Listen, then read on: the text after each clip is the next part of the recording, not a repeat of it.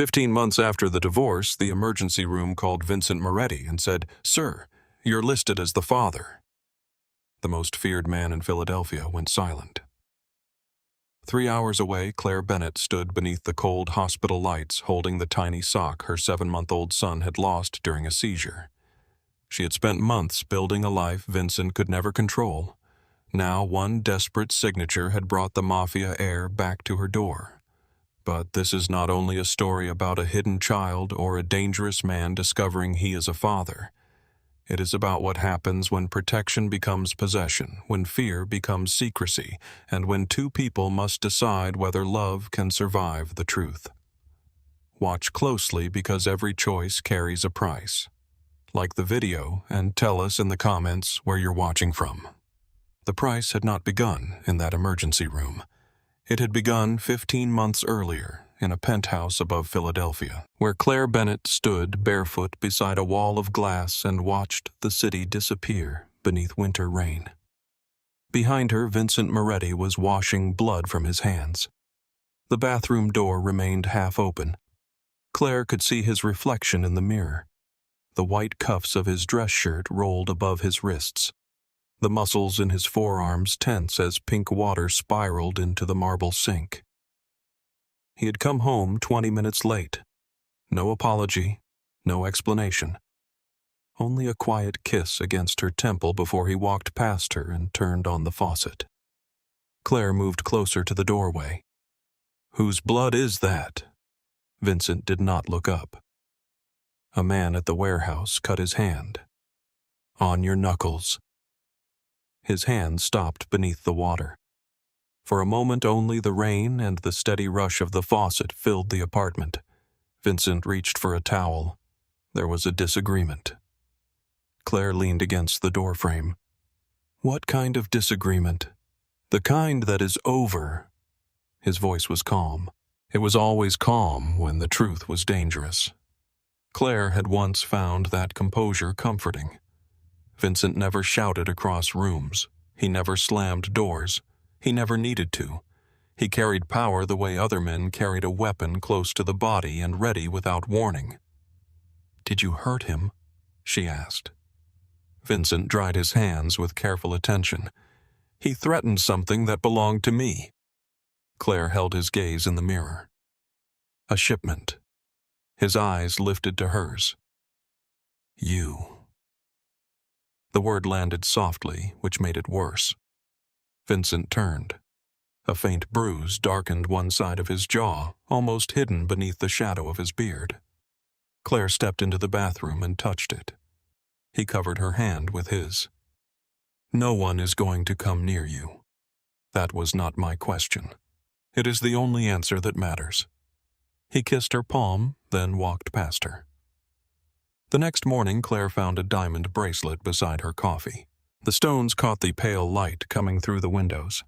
It was elegant, expensive, and cold. Vincent sat at the end of the breakfast table reading a financial report. Claire did not touch the bracelet. "What is this?" He turned a page. "You liked it when we passed the window on Walnut Street." I looked at it for 3 seconds. You looked twice. That was Vincent. He noticed every glance, every pause, every shift in her breathing. He remembered the wine she ordered on their first date and the exact temperature she preferred in the bedroom. He could tell when she was anxious by the way she twisted her wedding ring. Yet he could stand in front of her with another man's blood on his hands and act as though questions were a form of disloyalty. Claire sat across from him. "You cannot buy silence." Vincent finally looked up. "I did not ask for silence." "No. You just make the truth feel dangerous." Something changed behind his eyes. Not anger. Something quieter. Claire. She stood before he could turn her name into a warning. "I am going to work. The driver will take you. I can drive myself. The roads are slick. I have driven in rain before." Vincent closed the report. "Marco is downstairs." Claire stared at him. "You already decided. I arranged transportation. For me." "Yes," without asking me. Vincent rose slowly. "I am not arguing about a wet highway at 8 in the morning. That is because you never think we are arguing. You think you are explaining what will happen." He came around the table. He looked devastating even in the gray morning light. Dark suit, open collar, controlled expression. The man Philadelphia magazines called disciplined private and impossible to intimidate. Claire had fallen in love with the man beneath that image. At least she had believed there was a man beneath it. Vincent stopped close enough for her to feel his warmth. "I think about every way something could happen to you," he said. "Every road, every building, every stranger who looks too long. You have the luxury of not thinking about those things because I do." Claire looked at the bracelet between them. "That is not a luxury. It is a cage I did not agree to live in." His jaw tightened. "No one has locked a door. You do not need to." She took her coat and left. Marco was waiting downstairs beside a black sedan. Claire walked past him and took the subway. Vincent did not call. That evening, he made dinner himself. It was one of the reasons leaving him had been so difficult. Vincent never apologized in ways that ordinary people did. He did not say he was sorry. He changed the lighting in the dining room because Claire preferred it warm. He opened the bottle of red wine they drank on their honeymoon. He prepared the pasta her father used to make before he died. He created tenderness with the same precision he used to create fear. Claire stood in the kitchen doorway. Vincent tasted the sauce. Too much salt, no. He held the spoon toward her. She tasted it. It was perfect. "Are you still angry?" he asked. "I am not angry about the driver." His eyes remained on her face. "I know. Do you—" Vincent set down the spoon. Claire took a breath. "I do not know what happens in your warehouses. I do not know why men call you at 3 a.m. I do not know why Elias checks every restaurant before we enter. I do not know why you sometimes come home with bruises and tell me not to ask. You know enough. That sentence is the problem. It keeps you separate from the parts of my life that could hurt you. You are those parts, Vincent." The words cut through the room. He did not move. Claire wished immediately that she could take them back, not because they were untrue, but because she had seen the pain they caused. Vincent lowered his voice. "Have I ever hurt you? Not with your hands." His eyes dropped. For 1 second, the man who terrified boardrooms and politicians looked almost uncertain. Then the distance returned. "Dinner is ready." They ate without speaking. A week later, Claire watched Vincent kneel on the polished floor of a charity ballroom while a little girl placed a paper crown on his head. The girl was 6, perhaps 7, the daughter of a hospital donor. She had approached Vincent while the adults were talking and declared that every king needed a crown. Claire expected him to step away. Instead, Vincent lowered himself to the child's height and bowed his head. The girl pressed the crooked paper crown into his dark hair. "There," she said. "Now you look important." Vincent glanced at Claire. For the first time that evening, his smile was real. "I was worried no one had noticed." The girl laughed. Claire felt something inside her open. She could see him holding a child. She could see the sharpness in him softening beneath small hands. She could see a version of their life that contained morning cereal bedtime stories, toys beneath expensive furniture, and someone who would inherit Vincent's eyes without inheriting his fear. Later in the back of the car, she rested her head against his shoulder. Vincent removed the paper crown from his coat pocket. "You kept it." She was persuasive. Claire smiled. "You were good with her." He watched the city lights pass across the window. "She was not afraid of me. She had no reason to be." Vincent said nothing. Claire lifted her head. "Do you ever think about having children?" His expression changed so slightly that another person might have missed it. Claire did not. "No," he said. The answer came too quickly. Never. Vincent folded the paper crown along its crease. Not in my world. Your world is the one you choose every morning. That is not how it works. It can be. He looked at her then.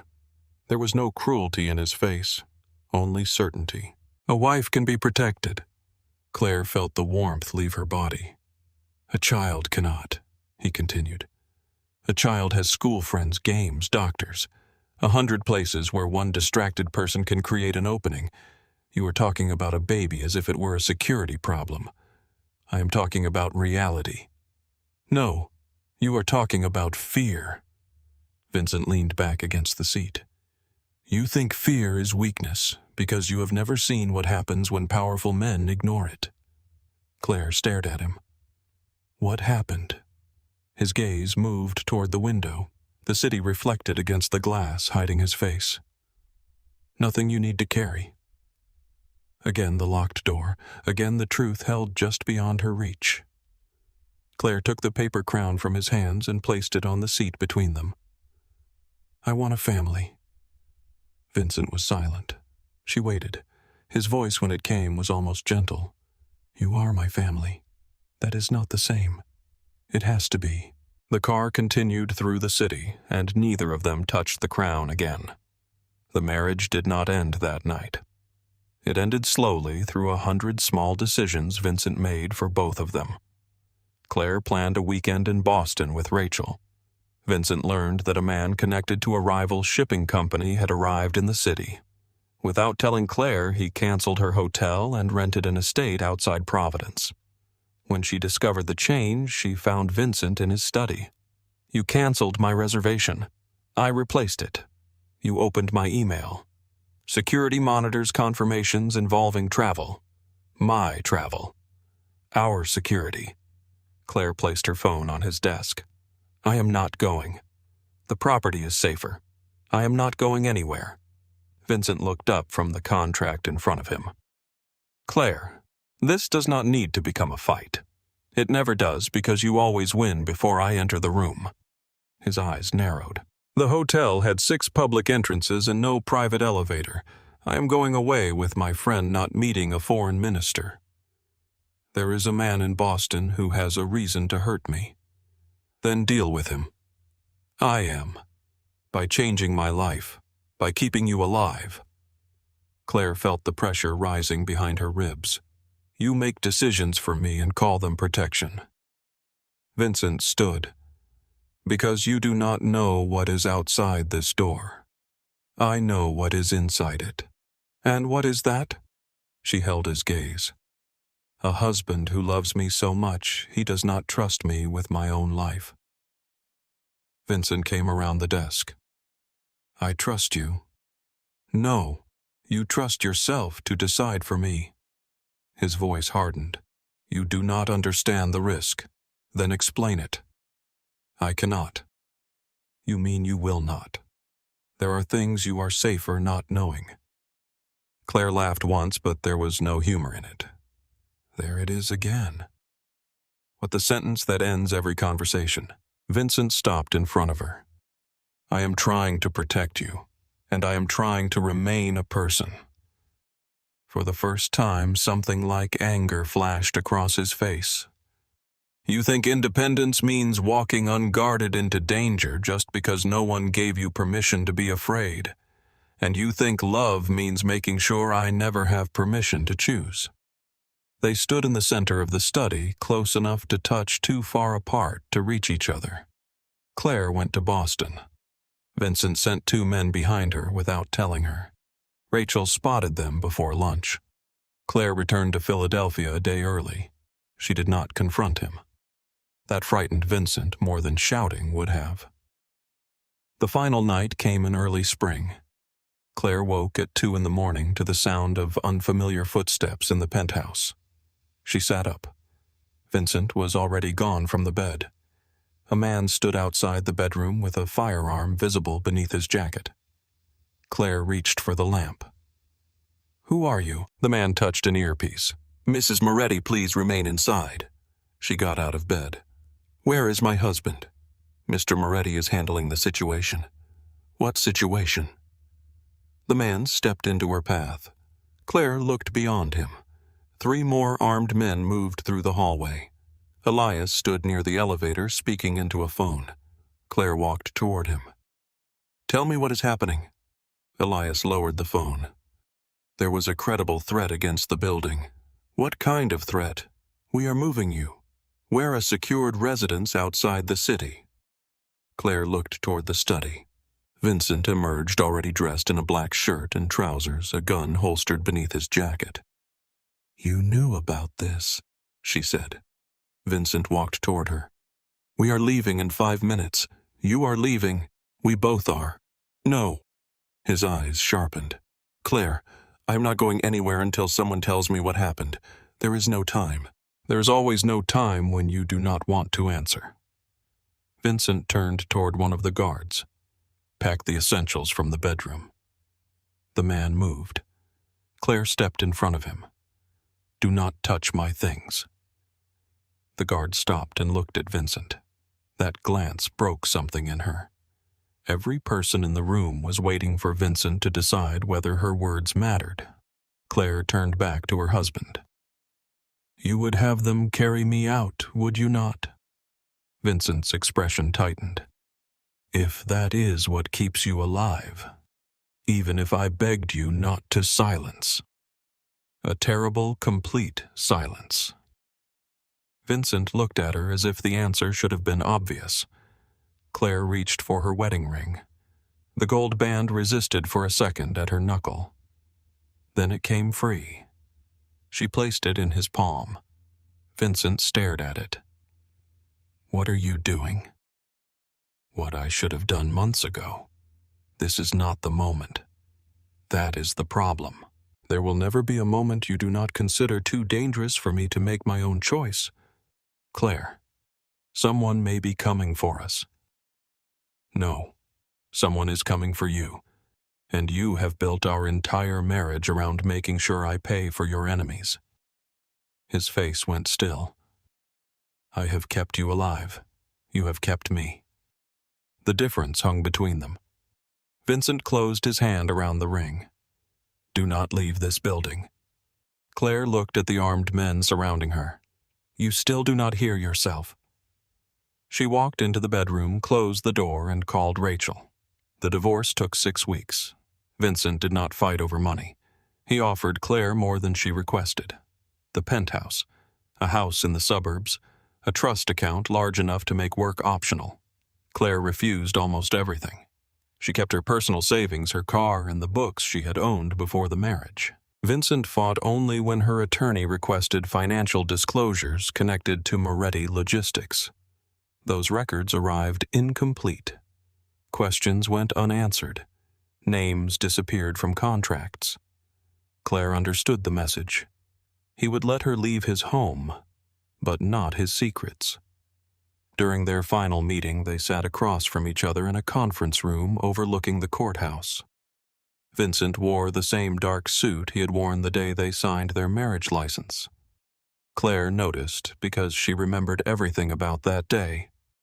The rain, the taste of champagne, the way he had held her face and promised that no one would ever make her feel alone again. The papers waited between them. Vincent looked thinner. He had stopped sleeping. She knew because his eyes revealed exhaustion even when the rest of him remained perfect. Are you certain, he asked? Claire held the pen. I still love you. Something moved across his face. Hope sudden and unguarded. She almost broke. That is why I have to leave, she continued. Before I forget that love is supposed to leave room for a person to breathe. Vincent looked at the papers. When he spoke again, the hope was gone. You will always have my protection. Claire signed her name. That is exactly what I do not want. He signed beneath it. They walked out through different doors. 3 weeks later, Claire was standing in the restroom of a downtown law office with a pregnancy test in her hand. She had been sick twice that morning. Rachel had bought the test and waited outside the stall. Claire. Claire stared at the 2 lines. The room seemed to tilt. Rachel knocked softly. "Open the door." Claire unlocked it. Rachel saw the test. Neither woman spoke. Claire took another test at Rachel's apartment, then a third, all positive. That night, Claire sat alone in her new apartment with Vincent's number glowing on her phone. She typed a message. "I need to tell you something." She erased it. She typed again. "I am pregnant." Her thumb hovered above the screen. In her mind, she saw Vincent arriving with doctors, attorneys, and security plans. She saw armed men outside a nursery. She saw a child driven through the city in armored cars. She saw school friendships, investigated playgrounds, cleared every ordinary moment, inspected for danger. She also saw Vincent holding the little girl's paper crown. She saw the smile he had tried to hide. Claire pressed the phone against her chest and cried until morning. The next day, she met a family attorney using her maiden name. The attorney explained that Vincent had parental rights once paternity was established. Concealing the pregnancy could damage Claire's position in any future custody dispute. Claire listened to every warning. She asked every question. Then she returned home and deleted the unfinished message.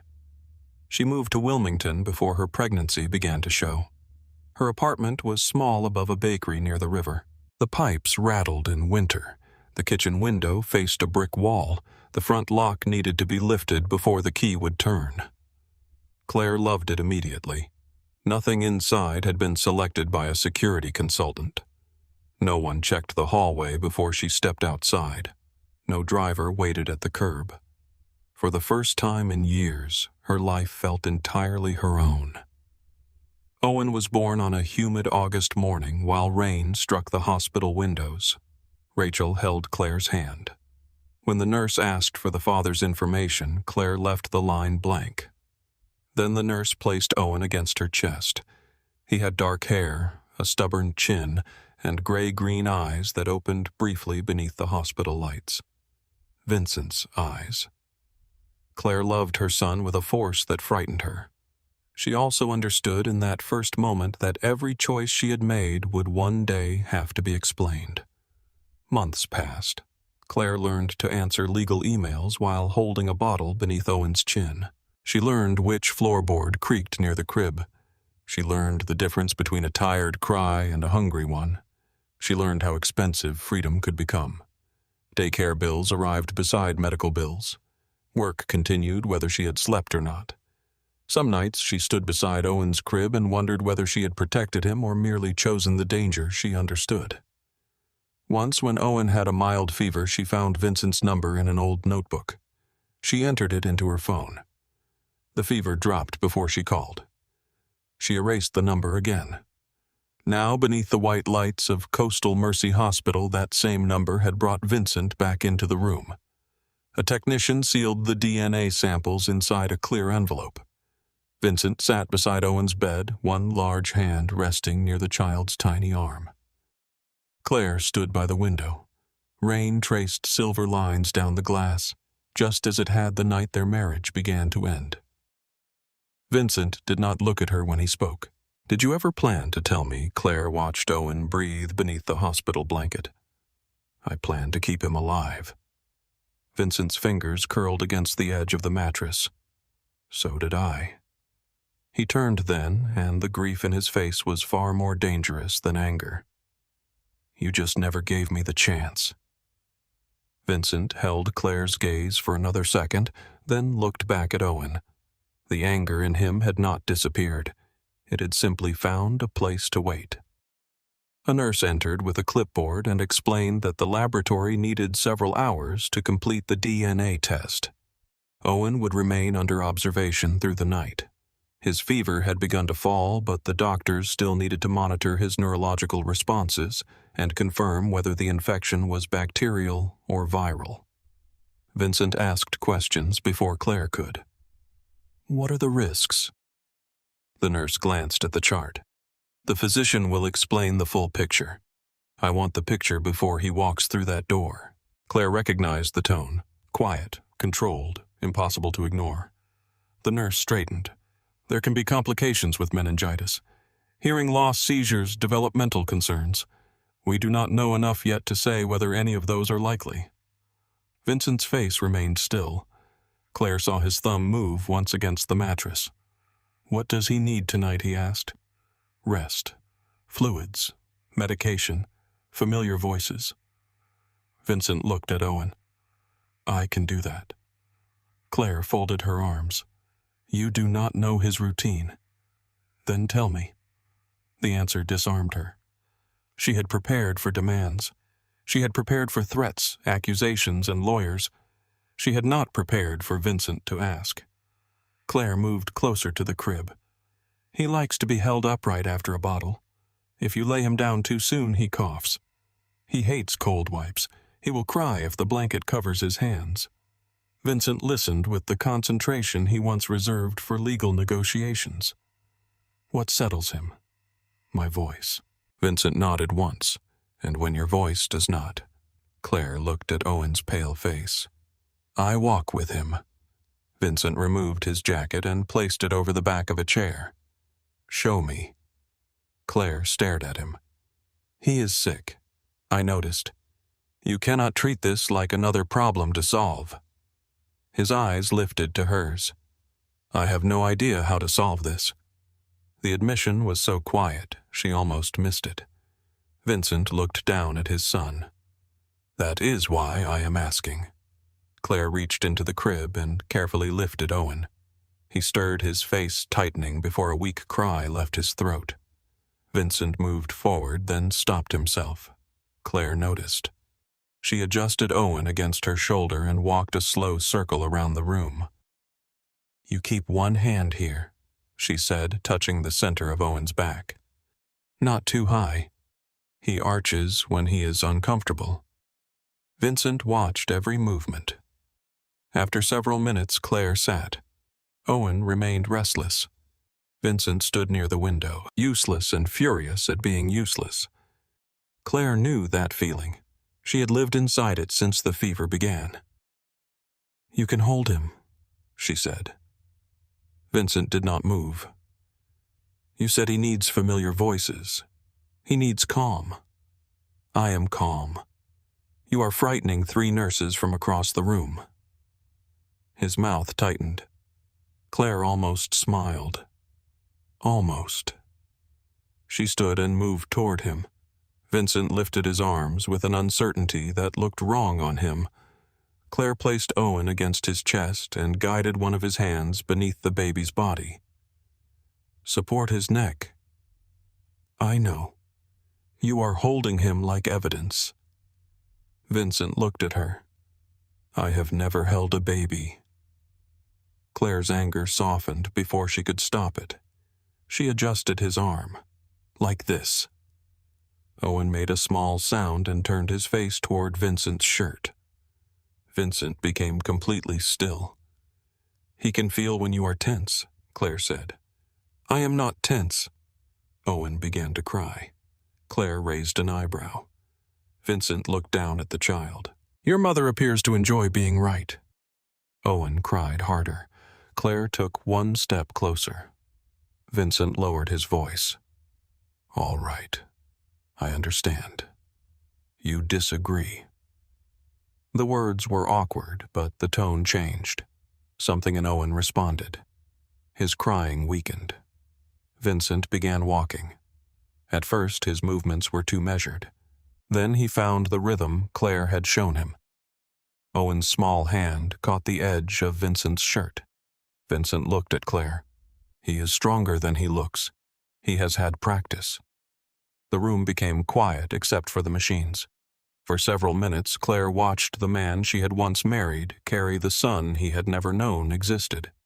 There was no security team inside the room, no marble floors, no boardroom table between them, only a frightened father and a sick child. Vincent lowered his face toward Owen's hair. Claire looked away. The doctor returned shortly after midnight. The infection was most likely viral.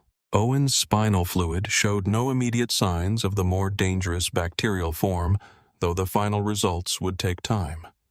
The medical team would continue treatment until they were certain. Claire felt her knees weaken. She gripped the back of a chair. Vincent's free hand closed around her elbow. He steadied her without speaking. The doctor continued. Owen would need hearing tests and follow-up neurological evaluations. Most infants recovered without lasting problems, especially when treatment began quickly. You brought him in at the right time, the doctor told Claire. Vincent looked at her. Claire heard the unspoken accusation she had expected. You should have called me sooner. It never came. Instead, Vincent asked for the schedule of every future test. The doctor handed him a packet. Vincent read the first page while still holding Owen. Claire sat in the chair beside him.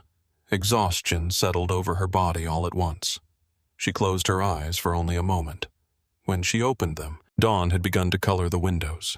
Owen was asleep against Vincent's chest.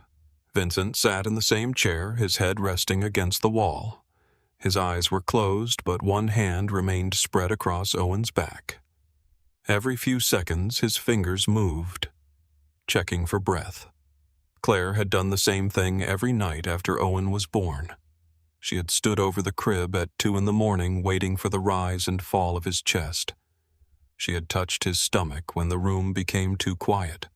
Seeing Vincent do it hurt in a place she had not known was exposed. She rose carefully.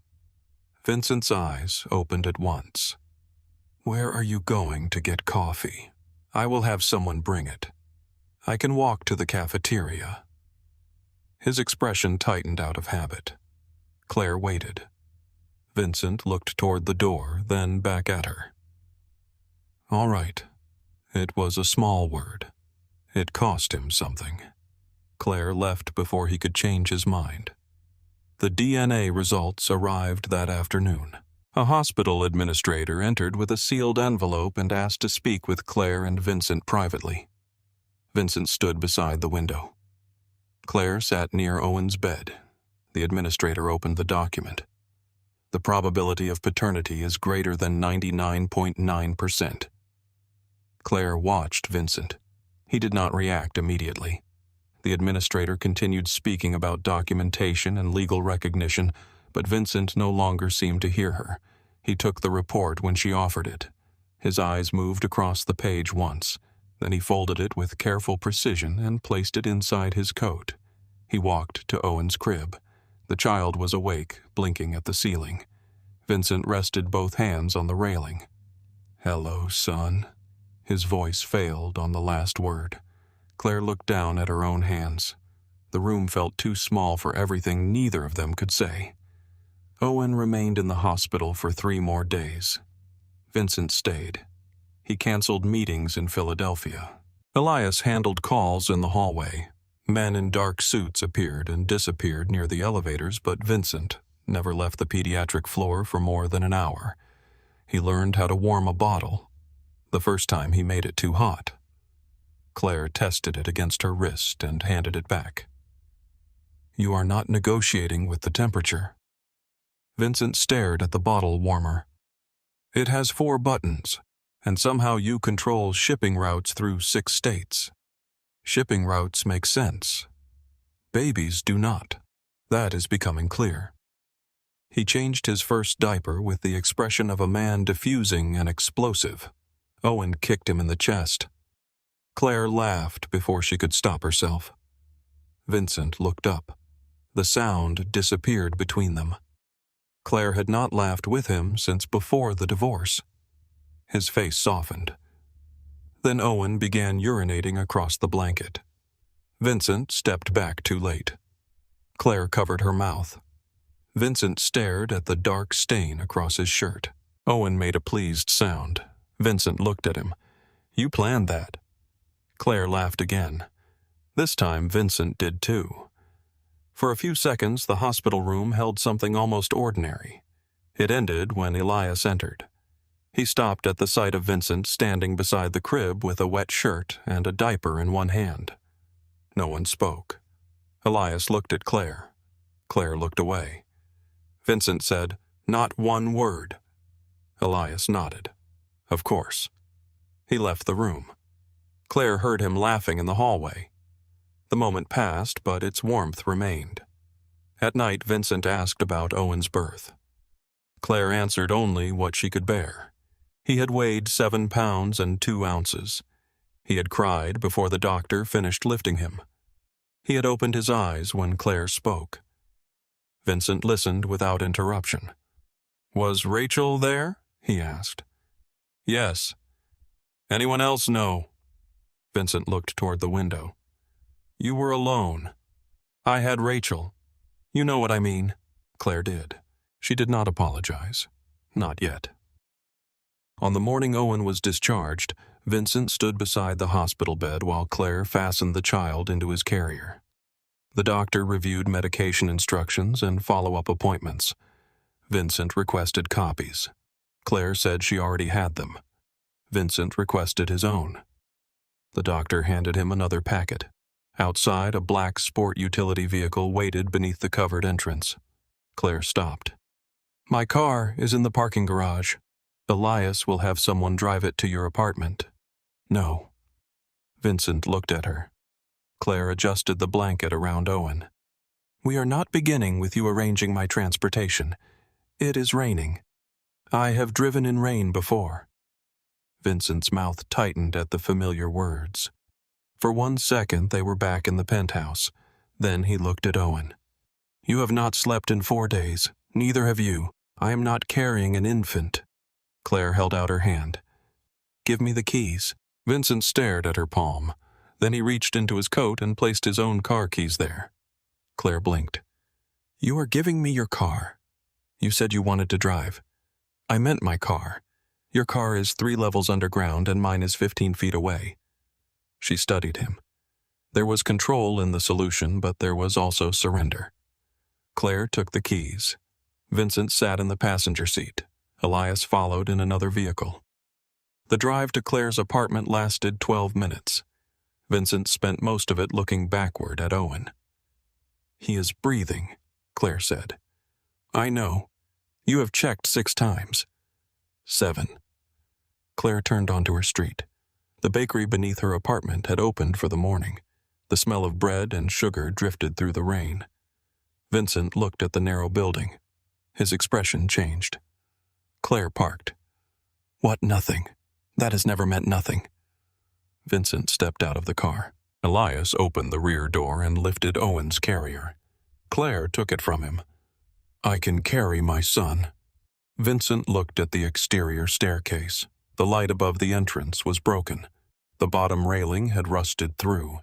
He said nothing until they reached the 2nd floor. Claire struggled with the lock. She had to lift the handle before the key would turn. Vincent watched. Inside the apartment felt even smaller with him standing there.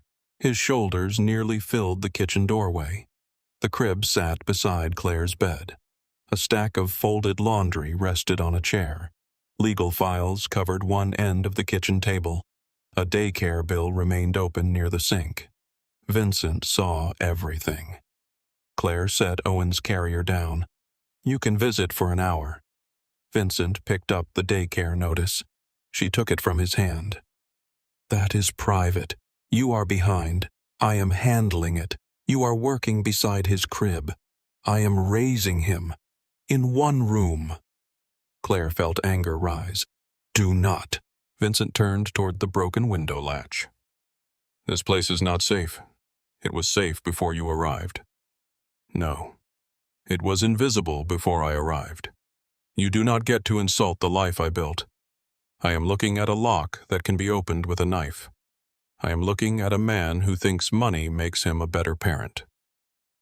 Vincent's eyes hardened. "I think resources matter. I think presence matters. I would have been present." The words filled the apartment. Claire looked away. Vincent stepped closer. "You chose this for him." She turned back. "I chose a life where no one could use him to control me. And you used him to punish me." Claire slapped him. The sound was sharp in the small room. Owen stirred inside the carrier. Both of them froze. Claire immediately knelt beside him. "It is all right," she whispered. "Mommy is here." Vincent stood behind her, one hand against his cheek. When Claire rose, his expression had gone cold. I will establish paternity legally. Her stomach tightened. Do not threaten me. I am telling you what happens now. No, you are returning to the only language you know. My son lives in an apartment with a broken lock. He is loved. That does not stop a bullet. Claire's face went pale. Vincent saw it. His anger shifted. He lowered his voice. I am filing for parental rights, and I will put every part of your life before a judge. You would have to prove it. I know where to begin. For the first time, doubt appeared in his face. Claire stepped closer. You may have money, Vincent. You may have judges who return your calls and police officers who look the other way. But if you try to take my son, I will tear open every locked room you ever kept from me. Vincent studied her. The woman he had once protected had become someone capable of threatening him without trembling. He looked at Owen. If we do this in court, neither of us controls where it ends. I know. His life becomes evidence. Claire said nothing. Vincent moved toward the window. Rain ran down the glass. After a long silence, he spoke. Come to Philadelphia for 90 days. Claire stared at his back. No. Hear me. I have heard enough. You and Owen live separately from me. You keep your work. You have your own attorney. I receive structured time with him. Claire folded her arms. And after 90 days, we reassess. You mean you convince a judge that Pennsylvania is his home? I mean I learn how to be his father. The sentence quieted her. Vincent turned. If you refuse, I file today. Claire gave a bitter laugh. There it is. Yes. He did not deny it. I am not pretending I will walk away. You walked away from the idea of him before he existed. I was afraid of what a child would cost. And now Vincent looked at Owen. Now I know. Claire followed his gaze. Owen slept beneath the blue blanket, unaware that two adults were deciding which world would claim him. Leave, Claire said. Vincent's expression darkened. I need to think. He looked as though he might refuse. Then Owen made a small sound. Vincent moved closer to the carrier but stopped before touching him. I will come back tomorrow. Claire did not answer. After Vincent left, Rachel arrived with groceries and found Claire sitting on the kitchen floor. She listened without interrupting. When Claire finished, Rachel placed 2 coffee cups on the table. He will file, Rachel said. I know. And he will not lose easily. I know that too. Rachel sat across from her. Do you want Owen to know him? Claire looked toward the crib. That is not the same as living inside Vincent's world. No, do not take his side. I am taking Owen's. Claire looked at her sharply. Rachel continued. You had reasons to hide the pregnancy. I understood them. But Vincent is here now, and Owen has a father who wants him. A father with armed men. A father who stayed in a hospital chair for 3 nights. Claire pressed her hands against her face. Rachel softened. You do not have to trust Vincent. You do have to decide whether your fear gets to make every choice. The words hurt because they were true. The next afternoon, Vincent returned with 2 attorneys. Claire refused to let his attorneys enter. She had hired her own. Her name was Margaret Cole, a family law specialist with silver hair and an expression that made Vincent's counsel sit straighter. They met at Claire's kitchen table. Vincent's first agreement was 42 pages. Claire read every word. Then she pushed it aside. No. Vincent sat across from her. Which part? The part where your security team gains access to my home. That is necessary. The part where you can change Owen's doctors, with mutual consultation. Your definition of consultation is informing me after you decide. Margaret hid a smile. Claire placed her own draft on the table. I rewrote it. Vincent opened the document. Independent counsel, separate residence. No monitoring of Claire's calls or messages. No armed guards inside her home without written consent. Joint authority over medical decisions. Full disclosure of any threat connected to Owen. Claire's continued employment, her right to return to North Carolina if Vincent violated the agreement. No romantic obligation. Vincent paused at the final clause. His eyes lifted. Claire held his gaze. This is not reconciliation. I can read. Then say you understand. Vincent looked down at the page again. I understand. He signed. Claire signed after him. 3 days later, she packed Owen's clothes into 2 suitcases. Rachel folded a small sweater and placed it beside the bottles. You can still say no, she said. No, I cannot. You can fight. So can he. Claire looked around the apartment. The crib beside the bed, the stained coffee cup near her files, the narrow kitchen where she had learned to cook while holding Owen against her chest. This place had been proof that she could survive without Vincent. Leaving it felt like surrender. Rachel seemed to understand. You are not losing yourself because you are going back to Philadelphia. Claire zipped the suitcase. That city knows me as his wife.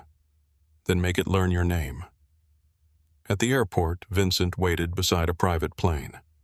Claire stopped on the tarmac. I thought we were flying commercial. With Owen recovering, the agreement does not say private aircraft. It also does not require poor decisions. Claire looked at Margaret. Margaret shrugged. The plane is safer and shorter. Vincent took Owen's carrier. Claire almost objected. Then she let him. Inside the cabin, Vincent fastened the carrier beside his seat and checked the straps twice. Claire sat across from him. He looked toward Owen every few minutes. Still breathing, she said. Vincent did not look embarrassed. I know. Philadelphia appeared beneath them before sunset. Claire watched the skyline through the window. The city looked unchanged. She felt entirely different. Vincent had prepared a townhouse near Rittenhouse Square.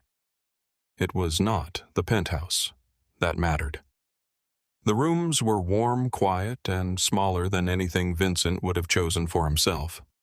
The nursery contained a crib, a rocking chair, and shelves without designer labels.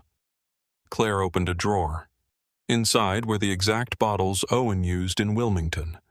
His favorite brand of diapers sat beneath the changing table. A stuffed fox rested near the crib. Claire picked it up. She had sent Rachel a photograph of Owen holding the same toy in a store. She turned toward Vincent. How did you know? He removed his coat. Rachel. Claire called her immediately. Rachel answered on the second ring. He asked for one picture, she said. He had none. Claire looked at Vincent. He stood near the doorway watching Owen sleep. The anger remained. So did something more complicated. The 90 days began. Vincent arrived every evening at 6, not 6:15, not 7. 6.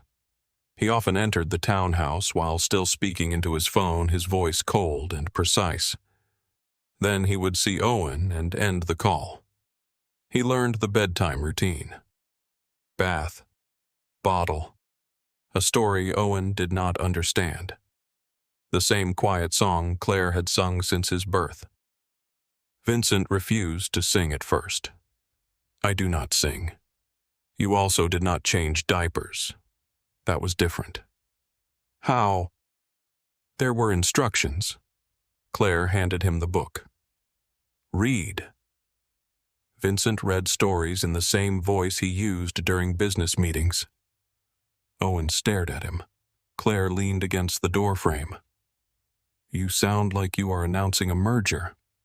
Vincent looked down at the page. The rabbit is entering a forest without a plan. He is looking for his mother. That is a poor plan. He is a rabbit. Then the author has failed him. Claire took the book away. Owen laughed. Vincent looked at his son, offended. You agree with her? Owen reached for him. Vincent forgot the argument. By the 3rd week, he could prepare bottles without checking the instructions. By the 4th, Owen smiled when he heard Vincent's footsteps. Claire watched their bond grow with equal parts relief and grief. There were moments when Vincent became the father she had once imagined. He sat on the kitchen floor in a $1,000 suit while Owen crawled across his legs. He learned to identify different cries. He attended the hearing test and held Owen during the examination. When the results came back normal, Vincent closed his eyes for several seconds. Claire pretended not to notice. Their old intimacy returned in fragments. Vincent knew how Claire took her coffee. Claire knew when he had not eaten. They reached for the same bottle and their fingers touched. Neither moved immediately.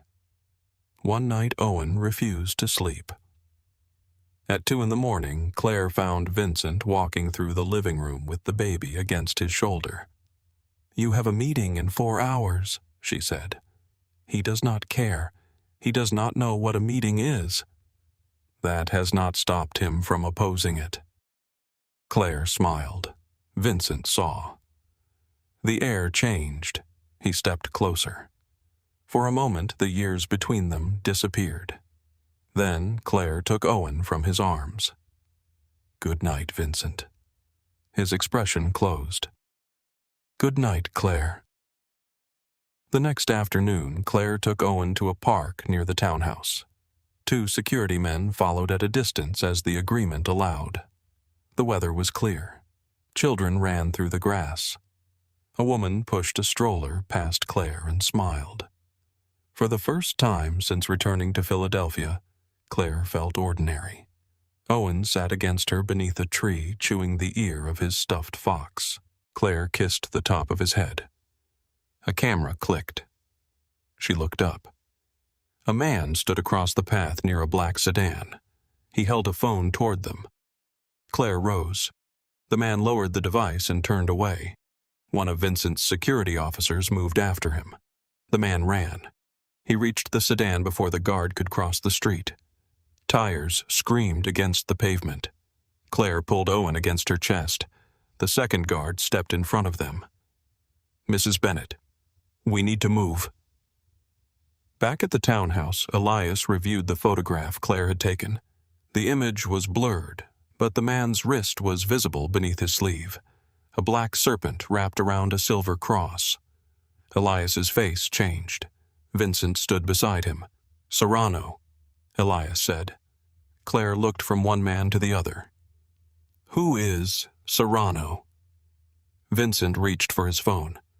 "Take Owen upstairs." "No. Claire, you signed an agreement. This is not the time. This is exactly the time." Vincent looked toward the window. His security team had already closed the curtains. Claire stepped between him and the stairs. "No more locked doors. No more telling me I am safer when I know nothing." Vincent's eyes moved to Owen. The child rested against Claire's shoulder, unaware of the fear tightening every adult face in the room. Vincent lowered his voice. "Gabriel Serrano has killed children to punish their fathers." The name settled over the room like smoke.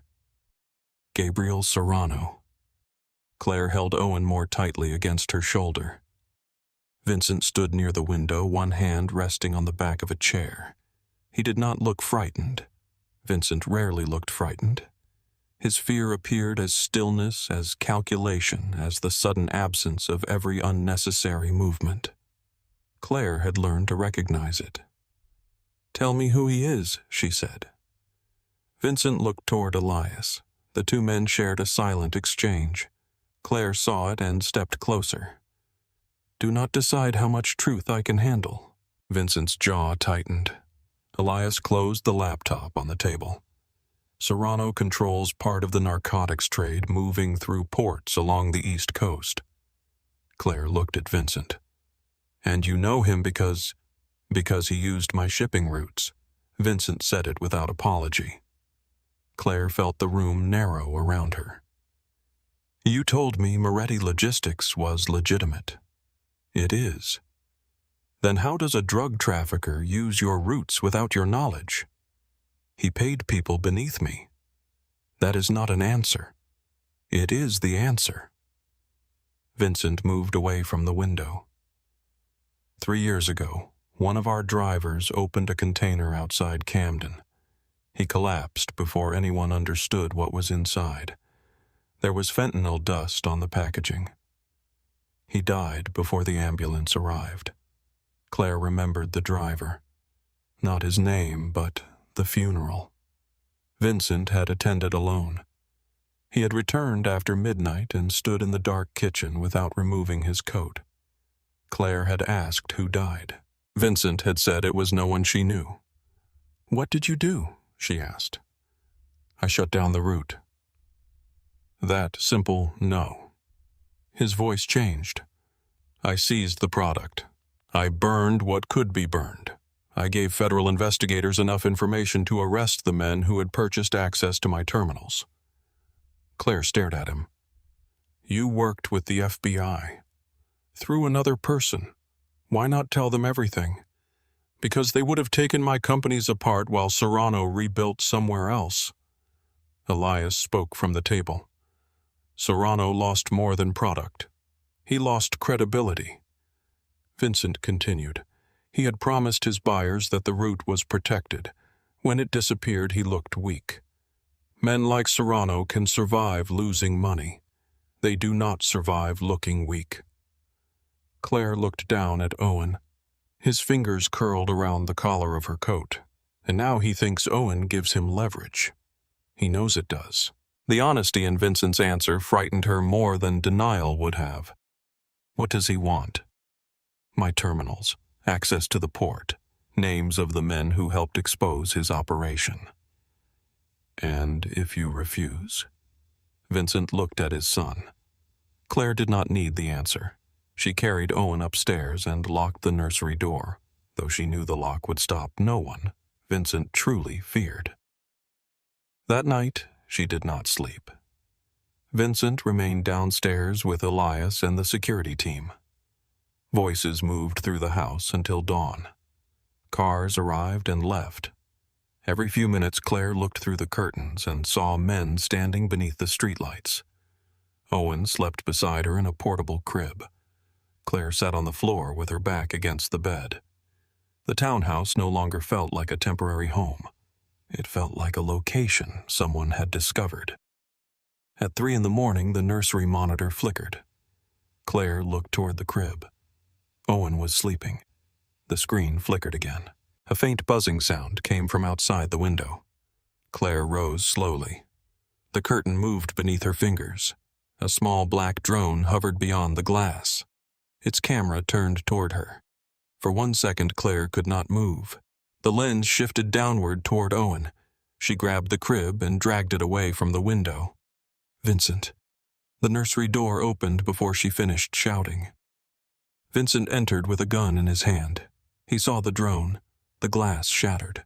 Claire covered Owen with her body as a shot cracked through the room. The drone dropped from the sky. Vincent crossed the room and pulled Claire away from the window. "Are you hit, no, Owen?" "He is fine."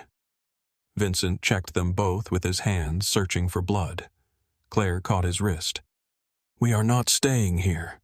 His eyes met hers. "No." The security team recovered the drone from the courtyard. Its memory card contained more than images from the nursery. There were photographs of Claire leaving Coastal Mercy Hospital, Vincent carrying Owen through the rain, Rachel entering the townhouse, the pediatric clinic, the park. One photograph had been taken from inside the bakery beneath Claire's old apartment in Wilmington. Serrano had been watching before Vincent knew Owen existed. Claire stared at the image until the edges blurred. Vincent removed it from her hand. "We leave in 10 minutes.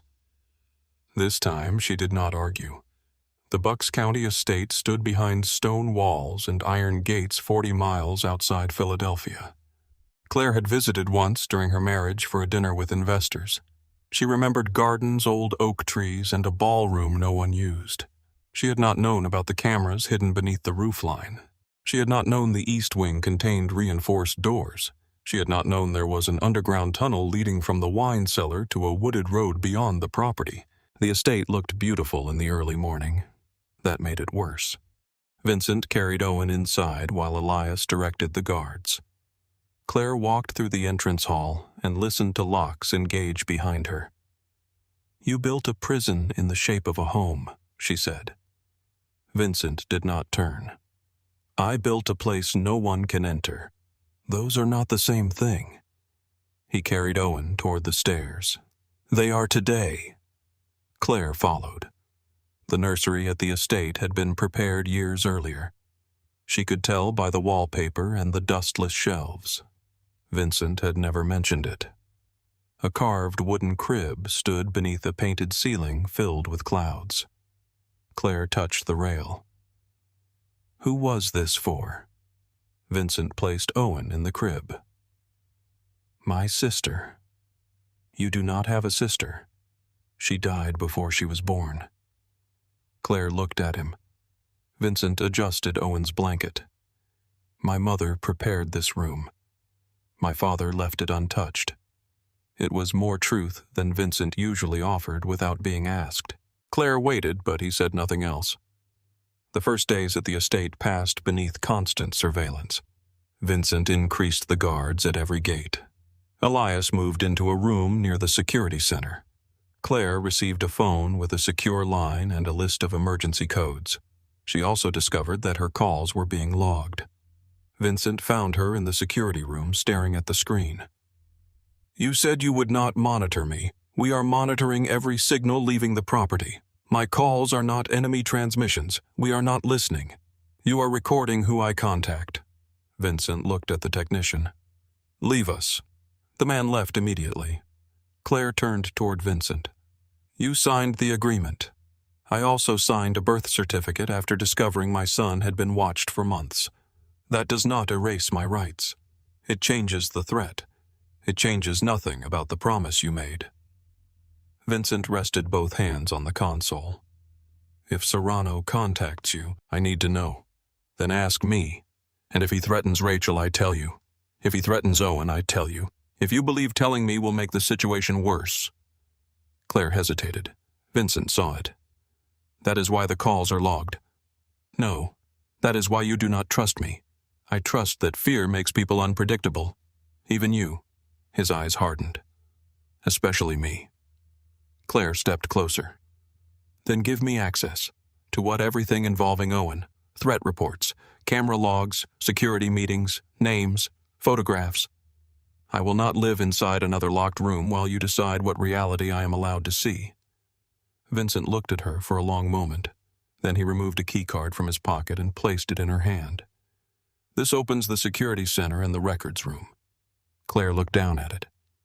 "What does it not open?" "My private office." "Why?"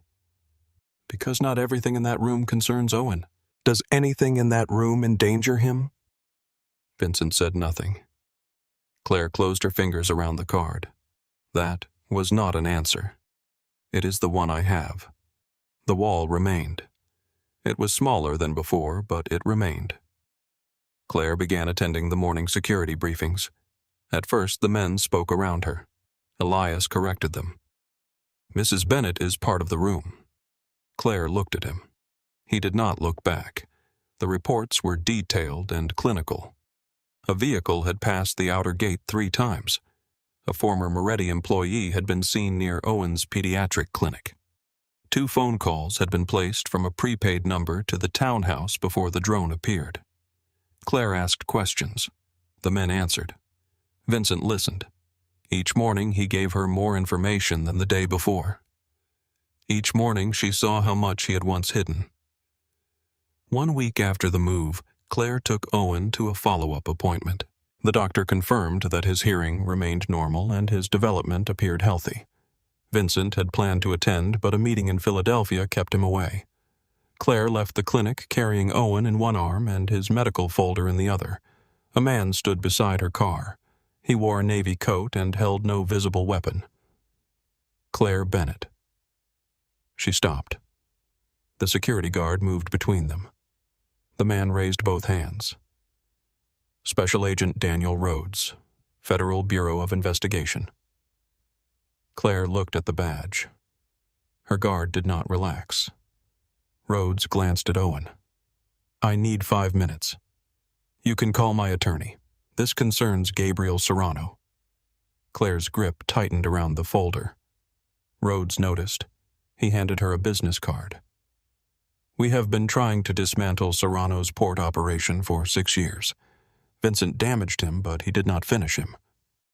Claire looked at the card.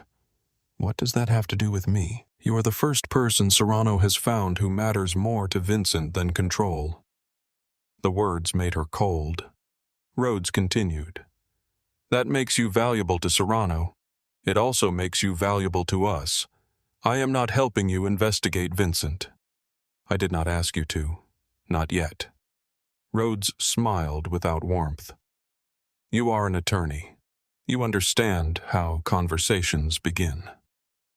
Claire gave the card back. Then consider this one finished. She walked past him. Rhodes spoke behind her. Serrano kidnapped a 16-year-old girl in Baltimore because her father refused to open a warehouse. Claire stopped. He sent the father one photograph every day for 9 days, Rhodes continued. On the 10th day, the photograph stopped. Claire turned. Rhodes held her gaze. The girl was never found. Owen shifted in her arms. Claire forced herself to breathe. Why are you telling me this? Because Vincent can protect a house. He cannot protect every road leading away from it. And you can know. The honesty surprised her. Rhodes continued. But I can put Serrano in a cell where he cannot order anyone to watch your son. Claire looked toward her security guard. The man was already speaking into his radio. Vincent would know about Rhodes before she returned to the estate. Unless she stopped that from happening. The thought came quickly. Too quickly. Claire looked back at Rhodes. I said no. Then she walked away. Vincent was waiting in the entrance hall when she returned. An FBI agent approached you. It was not a question. Claire handed Owen to the nanny and removed her coat. He introduced himself. What did he want? To frighten me. Did he succeed? Yes. Vincent stepped closer. What did he say? Claire thought of the missing girl. She thought of the photographs on the drone. He said Serrano has targeted families before. Vincent's expression changed. What else? That the FBI wants him. They have wanted him for years. He said you damaged Serrano but did not finish him. Vincent looked away. Claire noticed. Is that true? Yes. Why? Because men like Serrano are not removed by one arrest. That sounds like an excuse. It is experience. Claire studied him. Rhodes wants information. About me. He said, Serrano. Vincent gave her a tired look. The FBI does not separate one criminal from another because you ask politely. You called yourself a criminal. I called myself what they call me. Is it wrong? Vincent's silence answered. He walked toward the study. Claire followed. You cannot ask me to trust you while refusing to tell me what they could charge you with. Vincent stopped at the door. I am asking you to trust that I will protect Owen. That is not the same. It is all I can offer. He entered the study and closed the door. Claire stood outside. The key card in her pocket opened every room that concerned Owen. The closed door before her told her Vincent had decided the rest did not. 2 days later, Rhodes called the secure phone Vincent had given her. Claire did not understand how he obtained the number. That alone should have made her hang up. Instead, she listened. I need to show you something, Rhodes said. No. A photograph. Send it to my attorney. If I do, Vincent's people will intercept it. Claire looked toward the nursery.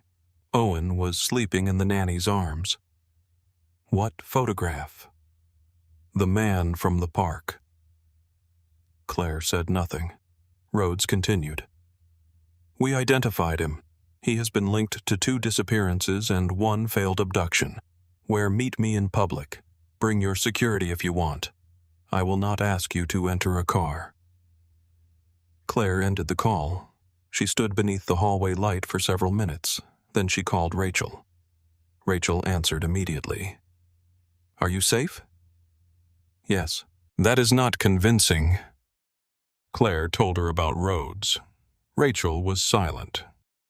"You cannot trust the FBI," Rachel said. "I know. You cannot trust Vincent either." "I know. That leaves you." Claire looked toward the closed study door. "I am beginning to think that is the problem." The meeting took place in a public library outside Doylestown.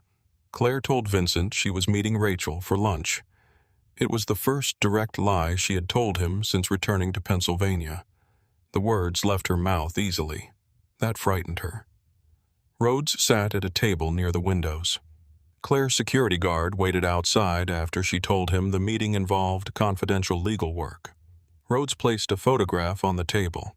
The man from the park stood beside Gabriel Serrano at a boxing gym in Baltimore. Another photograph showed the same man near a school. Rhodes slid a third image toward her. A young girl in a blue jacket walked through the school entrance. Claire looked away. She was the daughter.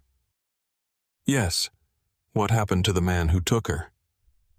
"He disappeared before we could arrest him, and now he is following Owen?" "Yes." Claire forced herself to look at the photograph again. "What do you want information about Serrano's access to Moretti shipping routes? I never worked on criminal operations. You reviewed contracts. Legitimate contracts.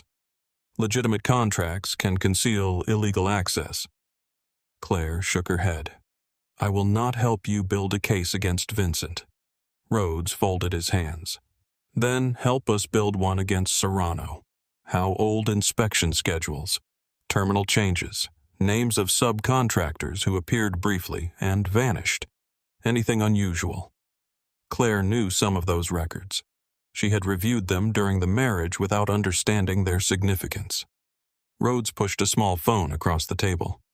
Claire did not touch it. "This line comes directly to me. I am not becoming an informant." "Then do not call yourself one. That does not change what it is." "No, it changes whether you admit it." Claire looked at him. Rhodes leaned back. "Vincent Moretti is not the only man who believes he can control what you know." The sentence was calculated. It worked. Claire took the phone. She hated Rhodes for understanding where to press. She hated herself more for allowing it. The first information she gave him seemed harmless.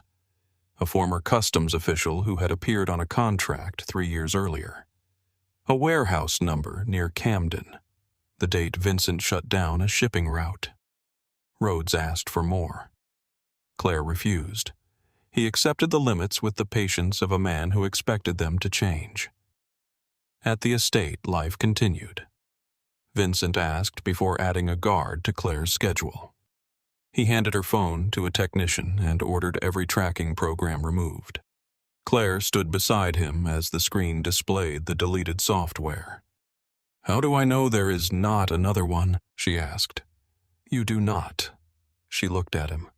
Vincent gave the phone back. "Trust is not something I can force you to feel." The answer stayed with her. That evening, the estate lost power during a storm. The generators started within seconds, but Owen woke crying. Claire found Vincent in the dark hallway carrying him against his chest. Lightning illuminated the windows. Owen buried his face beneath Vincent's chin. Claire lit a candle in the nursery. They sat on the rug together. Vincent told Owen a story about a boy who followed a fox into the woods. Claire listened. The story was gentle and strange. "Your mother told you that?" she asked. Vincent nodded. "She changed the ending every time." "What was the real ending I never knew?" Owen reached for the candlelight. Vincent covered his hand. Claire watched his face. "You loved her?" "Yes." "What happened to her?" Vincent's eyes moved toward the dark window. "Not tonight." The familiar refusal should have made Claire angry. Instead, she saw the fear beneath it. The silence between them changed. Vincent touched her cheek. Claire did not move. His thumb traced the edge of her jaw. He kissed her. For 1 second, she kissed him back. Then she placed her hand against his chest. Vincent stopped immediately. Claire's breath trembled. Fear is making us reach for what used to feel safe. Vincent remained close. You still feel safe to me. You do not feel safe to me yet. Pain crossed his face. He lowered his hand. I understand. It was the first time he accepted rejection without argument, distance, or punishment. Claire looked at him in the candlelight and felt the dangerous beginning of hope. The package arrived the next morning. No return address, no delivery record. The guards discovered it on a stone bench inside the inner gate. Vincent opened it in the security room. Inside lay a silver baby rattle. Dried blood covered the handle. A card rested beneath it. A father always pays his debts. Vincent ordered the estate locked down, the gates closed, every exterior door sealed. Claire's access code stopped working. She discovered it when she tried to leave the nursery wing. The panel flashed red. She entered the code again, red. Vincent found her near the stairs. What did you do? The lockdown applies to everyone.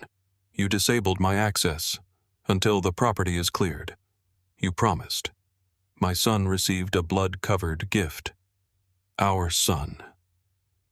Vincent moved closer. I do not have time for this. That is always when you decide my rights become optional. Elias appeared at the end of the hall. Vincent looked at him. Elias did not retreat. She is right. The words landed heavily. Vincent turned. Elias continued. If her authority disappears every time you are afraid, then she has no authority.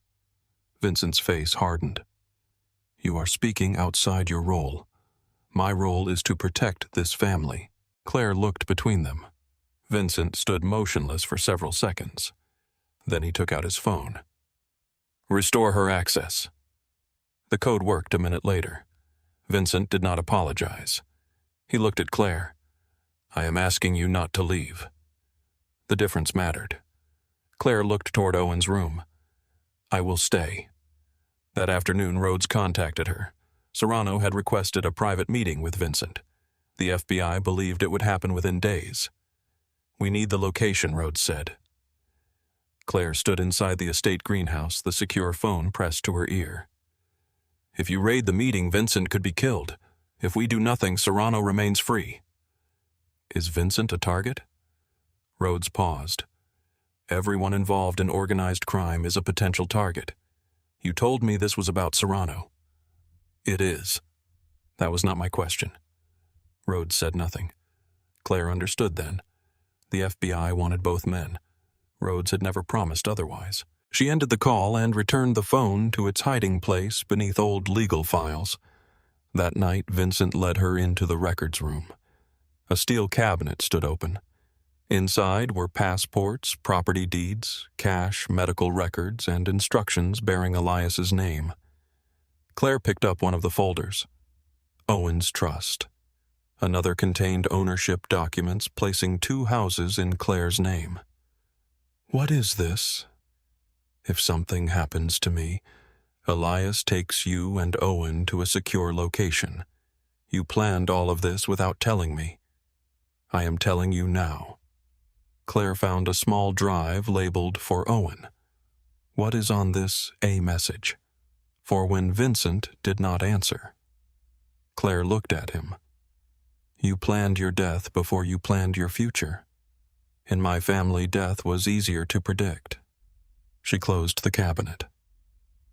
What happened to your mother? Vincent's eyes became distant. Not tonight. Claire stepped away. You keep asking me to live inside the consequences of a story you refuse to tell. Vincent reached for her. She moved beyond his hand. Later, long after the estate became quiet, Claire woke to voices below. Vincent was in the study with Elias. The door stood slightly open. Claire stopped in the hallway. Tomorrow night, Vincent said. The old shipyard on the Delaware. Elias answered. Serrano will not come alone. Neither will I. He wants you angry. He wants the terminals. And if he asks for the names, He does not leave with them. Claire's heart began to pound. Elias lowered his voice. Does Claire know no? She should. She has enough to carry.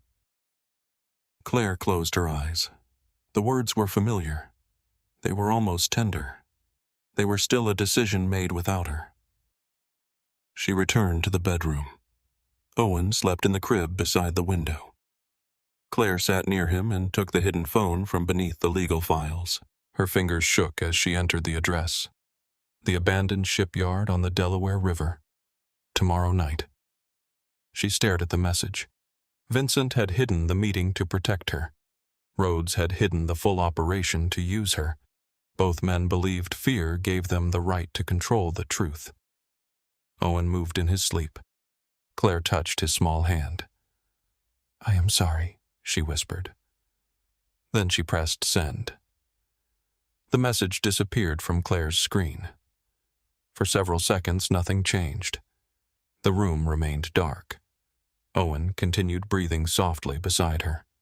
Rain touched the windows in quiet taps, and somewhere below a door opened and closed.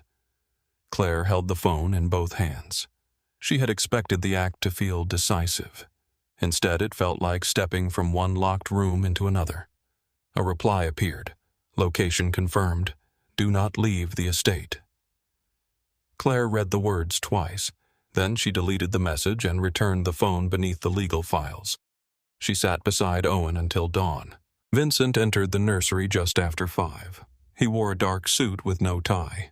His hair was still wet from the shower.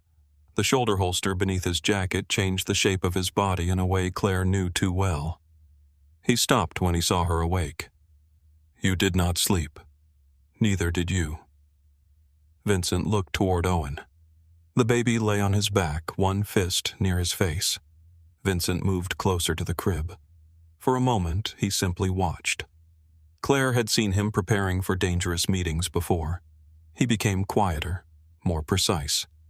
Every emotion disappeared from his face until only intention remained.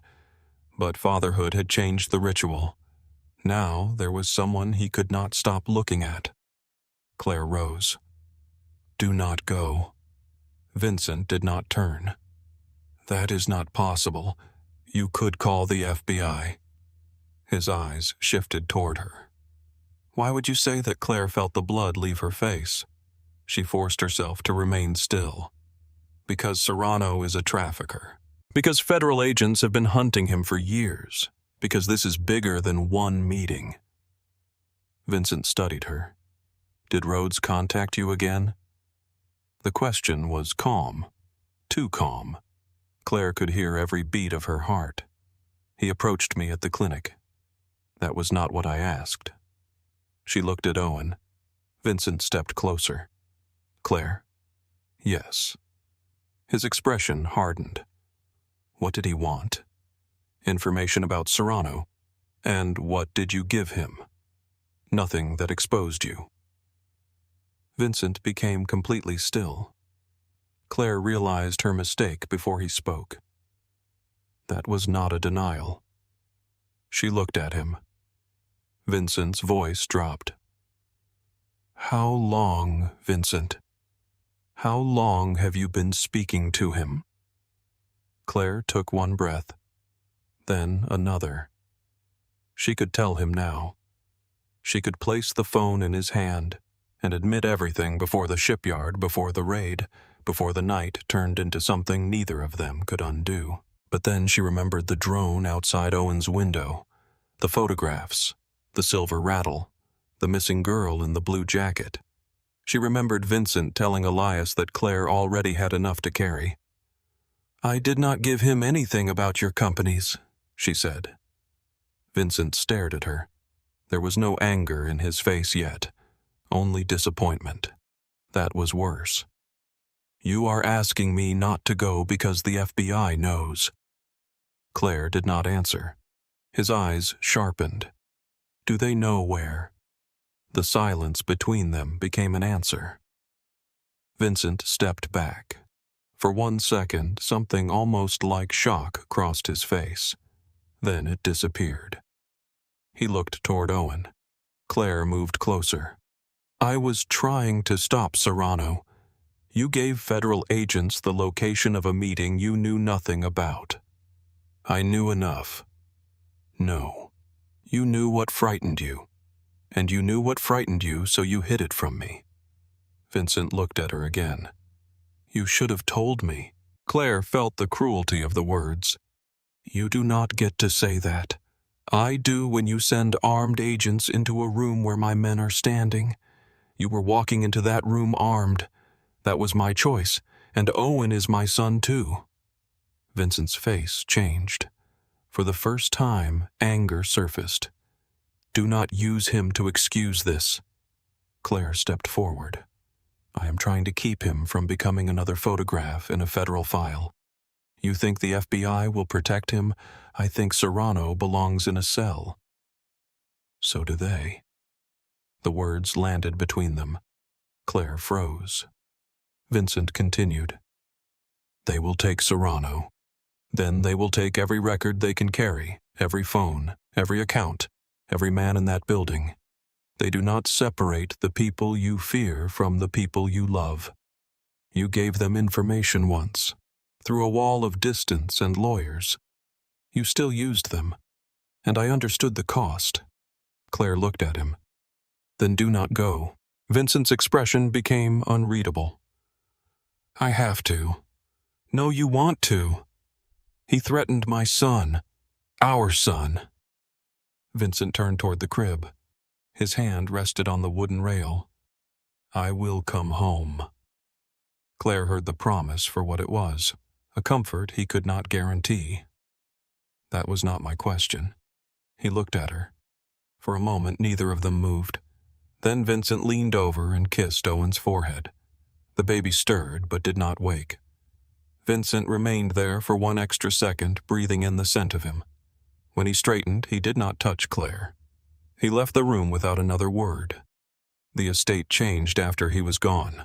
Doors locked. Men moved through the halls with radios pressed close to their mouths. Elias had left with Vincent, taking 2 senior guards and a vehicle without plates. The remaining security team received orders to keep Claire and Owen inside the inner grounds. Claire stood at the nursery window and watched the gates close behind the black cars. She could still stop the raid. She reached for the hidden phone. Rhodes answered immediately.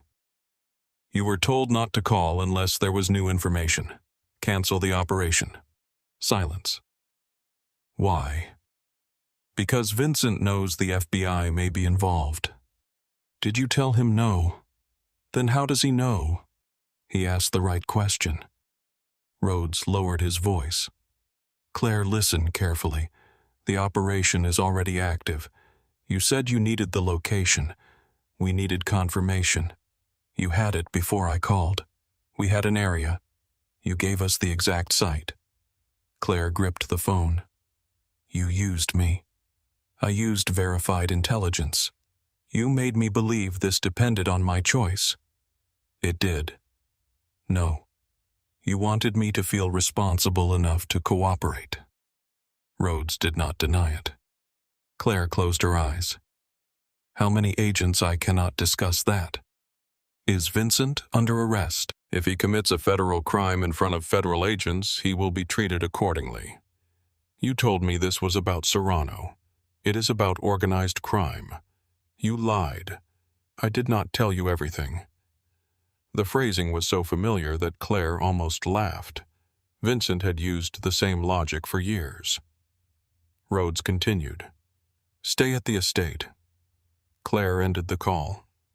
She opened the nursery door. A guard stood in the hallway.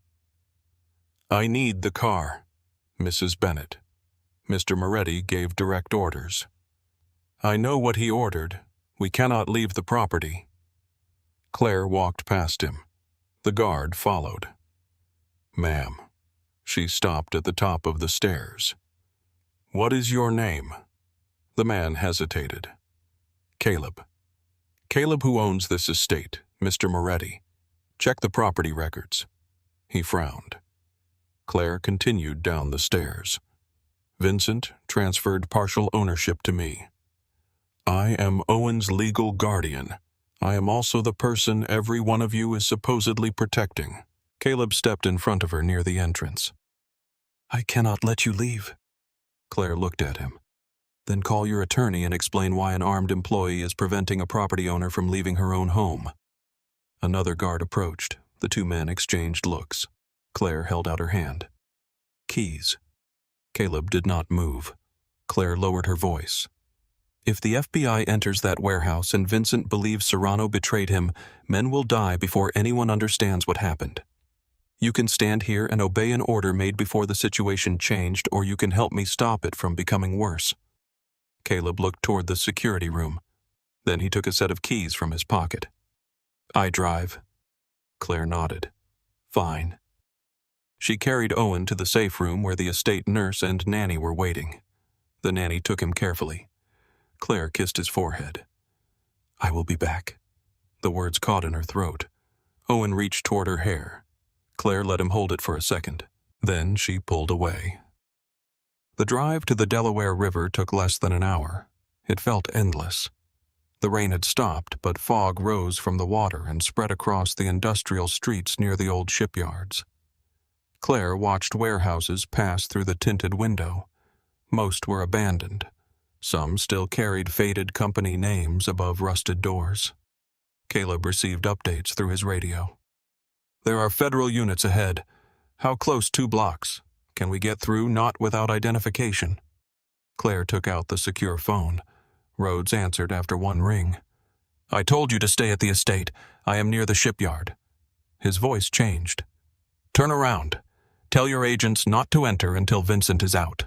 That is not your decision. You made it my decision when you took the location from me. Claire, leave now. A burst of static sounded through Caleb's radio. Then a voice shouted. Movement at the north entrance. Rhodes said something to someone nearby.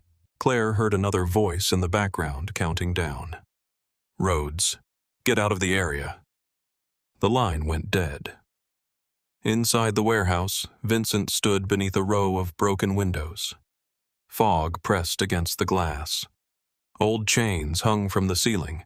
Rusted machinery divided the floor into narrow passages and pools of shadow. Elias stood 10 feet behind him. 2 Moretti guards remained near the entrance. Gabriel Serrano waited beside a metal table. He was older than Vincent by nearly 15 years. Silver touched his hair at the temples, and his suit was too elegant for the ruined building around him. 6 men stood behind him. Serrano smiled. Fatherhood suits you. Vincent did not answer. Serrano placed a photograph on the table. Owen in the park. Vincent's eyes moved to it. Nothing else changed. Serrano noticed. That is a beautiful child. Say his name and you lose your tongue. Serrano laughed softly. There he is. Vincent remained still. The man everyone feared, Serrano continued. I wondered where he went. You asked for a meeting. I asked for respect. You asked for terminals that are not yours. They were mine before you interrupted the arrangement. You poisoned my roots. I used space you were too proud to monetize. A man died. Men die in shipping. Vincent's jaw tightened. Serrano leaned one hand against the table. You destroyed $12 million of product. You gave my people to the government. You made me appear careless. You were careless. Serrano's smile disappeared. You think this is about money. It always is. No. Serrano moved closer. This is about watching you understand what every other man understands when someone he loves becomes reachable. Vincent looked toward the photograph again. Then he placed a leather folder on the table. Access credentials for 3 terminals. Serrano opened it. Inside were schedules codes and authorization forms. He studied the pages. Elias watched from the shadows. A tiny recording device had been placed inside the folder seam. Every word Serrano spoke was being captured. Vincent needed him to admit the threats. He needed names, routes, proof strong enough to destroy the officials who protected him. Serrano looked up. These are temporary codes. They become permanent when Owen is left alone. You are in no position to make demands. I am the only reason you are still alive." Serrano's men shifted. Vincent did not look at them. Serrano closed the folder. "The names?" "No. The federal informants who damaged my network. You do not need them. I decide what I need." Vincent stepped closer to the table. "You get the terminals. You forget my family." Serrano smiled again. "You are still negotiating as if this child is a business problem." Vincent's eyes became cold. "It is the only reason you are standing." A sound came from outside, metal scraping against concrete. Serrano turned his head. Elias did the same. One of Serrano's men moved toward a broken window. Vincent felt the room change. Serrano looked back at him. "Who did you bring?" "No one." The first red light appeared against the warehouse wall. A laser, then another. Serrano's men raised their weapons. Elias reached beneath his coat. Vincent said, "Do not." Serrano took one step back. "You gave me to the FBI." Vincent understood at once. Claire. The thought struck harder than anger. A voice sounded through a loudspeaker outside. "Federal agents, put down your weapons." Everything happened at once. One of Serrano's men fired toward the windows.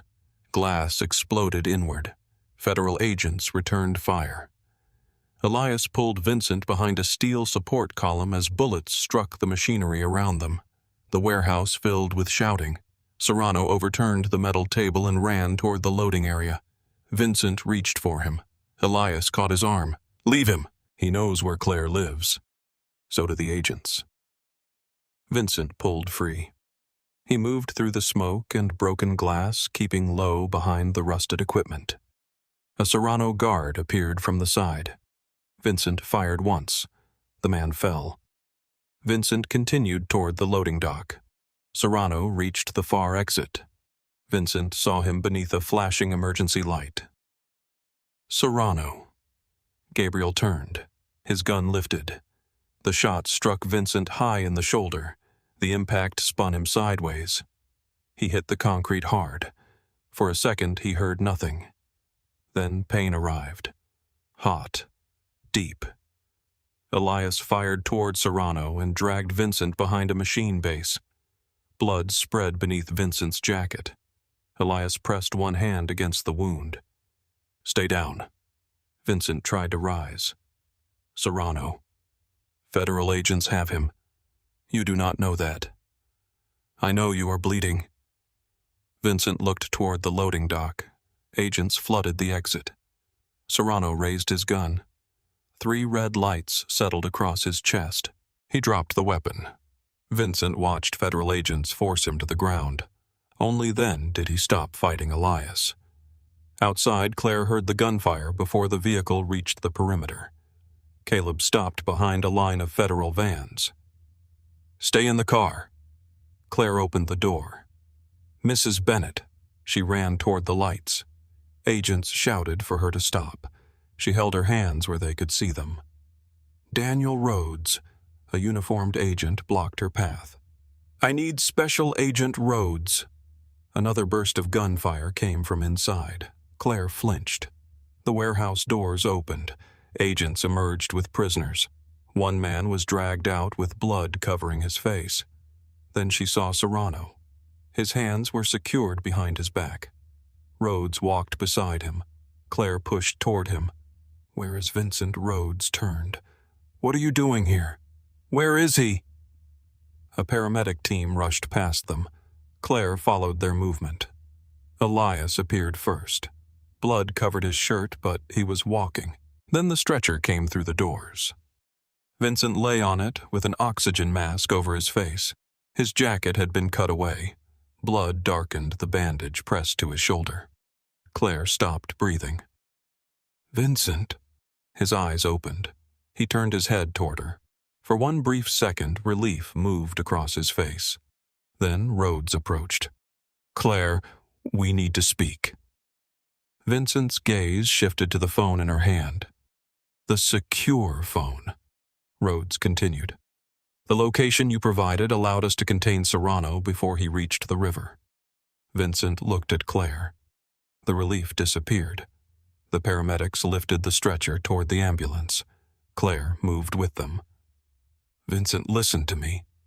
His face had become cold, not loud, not furious. Empty. You brought them here. I was trying to stop Serrano. You brought federal agents into a room with my men. I did not know they planned to arrest everyone. You did not ask. I asked Rhodes. You asked the man who needed you frightened. Claire reached for the stretcher rail. Vincent pulled his hand away. You nearly got Elias killed. I was trying to save Owen. Vincent's eyes hardened. That is what people say when they want forgiveness for taking away someone else's choice. The words struck with perfect accuracy. Claire had said versions of them to him for years. Now they belonged to him. The paramedic stepped between them. We need to move. Claire looked at Vincent. Please. He turned his face away. The ambulance doors closed. Claire stood beneath the white emergency lights as the vehicle pulled into the fog. Rhodes approached slowly. You should not be here. Claire turned on him. You knew he could be shot. It was an armed meeting. You knew your agents would treat him as a target. We treated every armed person as a threat. You said you wanted Serrano. We arrested Serrano. And now Rhodes glanced toward the warehouse. Now we process the evidence. Claire understood. The documents, the phones, the recording equipment, the men. Every object inside would become part of a federal case. What did you find? I cannot discuss an active investigation. You used me to create it. I used information you gave willingly. Claire stepped closer. You made me believe I was preventing a murder. You may have. Do not turn this into gratitude. Rhodes's expression remained controlled. Vincent Moretti entered that building armed. He brought men with weapons. He offered Serrano access to shipping terminals. You do not know what he offered. We have the documents. Then read them before you decide what they mean. Rhodes studied her. You are protecting him. I am protecting the truth. Those are not always different. Claire looked toward the road where the ambulance had disappeared. No, she said. That is the problem. Vincent underwent surgery at a private hospital outside Philadelphia. The bullet had passed through the upper shoulder without striking a major artery. He would recover. Elias remained in the waiting room with a cut along his temple and dried blood on his collar. Claire arrived after midnight. He stood when he saw her. His expression contained no welcome. How is he alive? Can I see him? No. Claire stopped. Did he say that he did not have to? Elias turned toward the window. Claire remained near the door. I did not know the FBI would move like that. You knew they were the FBI. I thought they would take Serrano. They took everything. What does that mean?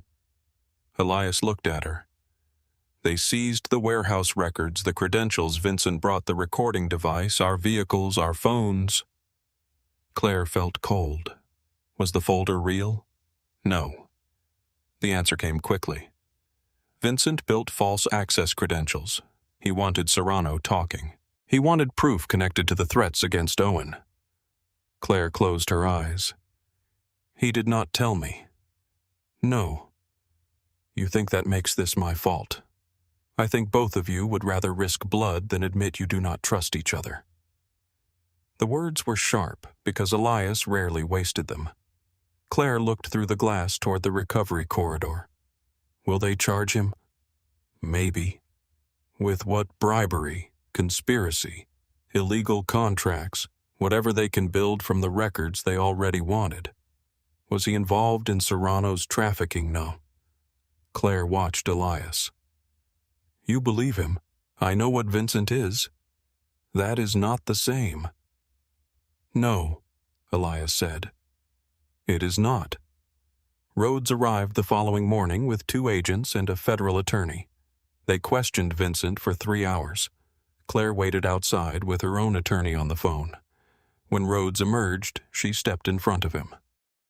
"Is he under arrest?" "Not today. What does that mean?" "It means we do not have enough to hold him."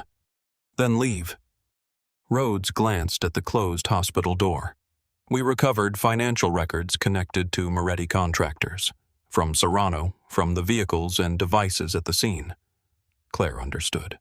The FBI had obtained more than the shipyard meeting. Elias's phone, the guard's devices, Vincent's papers. Rhodes continued. "There may be evidence of corrupt payments and obstruction. Maybe we are reviewing it. You do not get another word from me without my attorney present." Rhodes lowered his voice. "You wanted a clean life for Owen. I wanted him alive. You cannot protect Vincent and claim you want both." Claire looked at him. "I can demand that neither of you decide what I am allowed to know." Rhodes held her gaze, then walked away. Vincent returned to the Bucks County estate 4 days later. His left arm rested in a sling. A doctor had ordered rest medication and limited movement. Vincent ignored all 3 by the time he crossed the entrance hall. Claire waited in his study. The secure phone lay on the desk. He entered and closed the door behind him.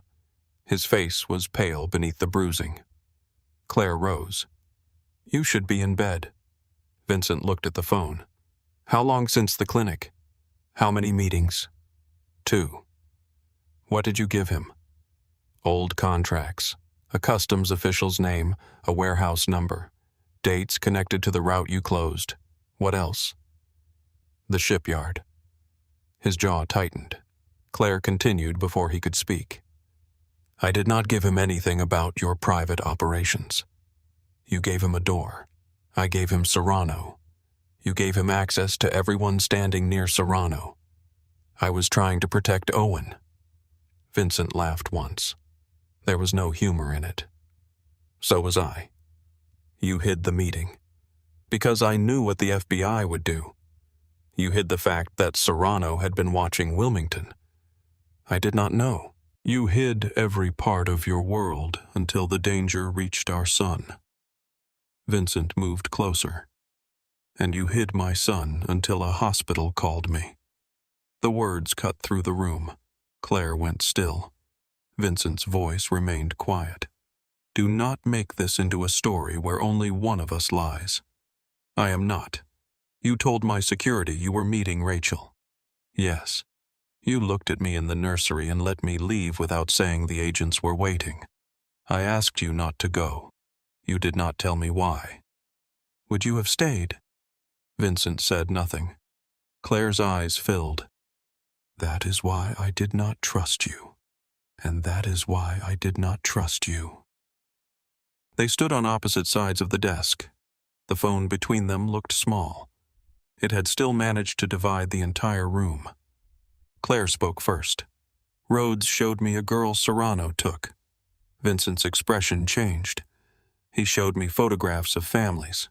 He showed me the man from the park outside a school. He told me Serrano had killed children to punish their fathers." "I know what Serrano has done. You knew and still walked into that warehouse." "I walked in because he had photographs of Owen, and I called the FBI for the same reason.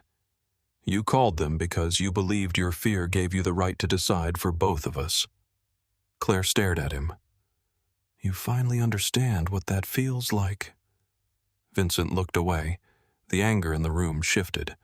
Something older moved beneath it. Claire stepped around the desk. "Why do you do this?" He did not answer. "Why is control the only thing you trust?" Vincent looked toward the shelves. His face had gone distant. Claire lowered her voice. "What happened to your mother?" For several seconds he remained silent. Then he sat in the chair beside the window. The movement was careful because of his shoulder. Claire waited. Vincent looked at the floor. "I was 12.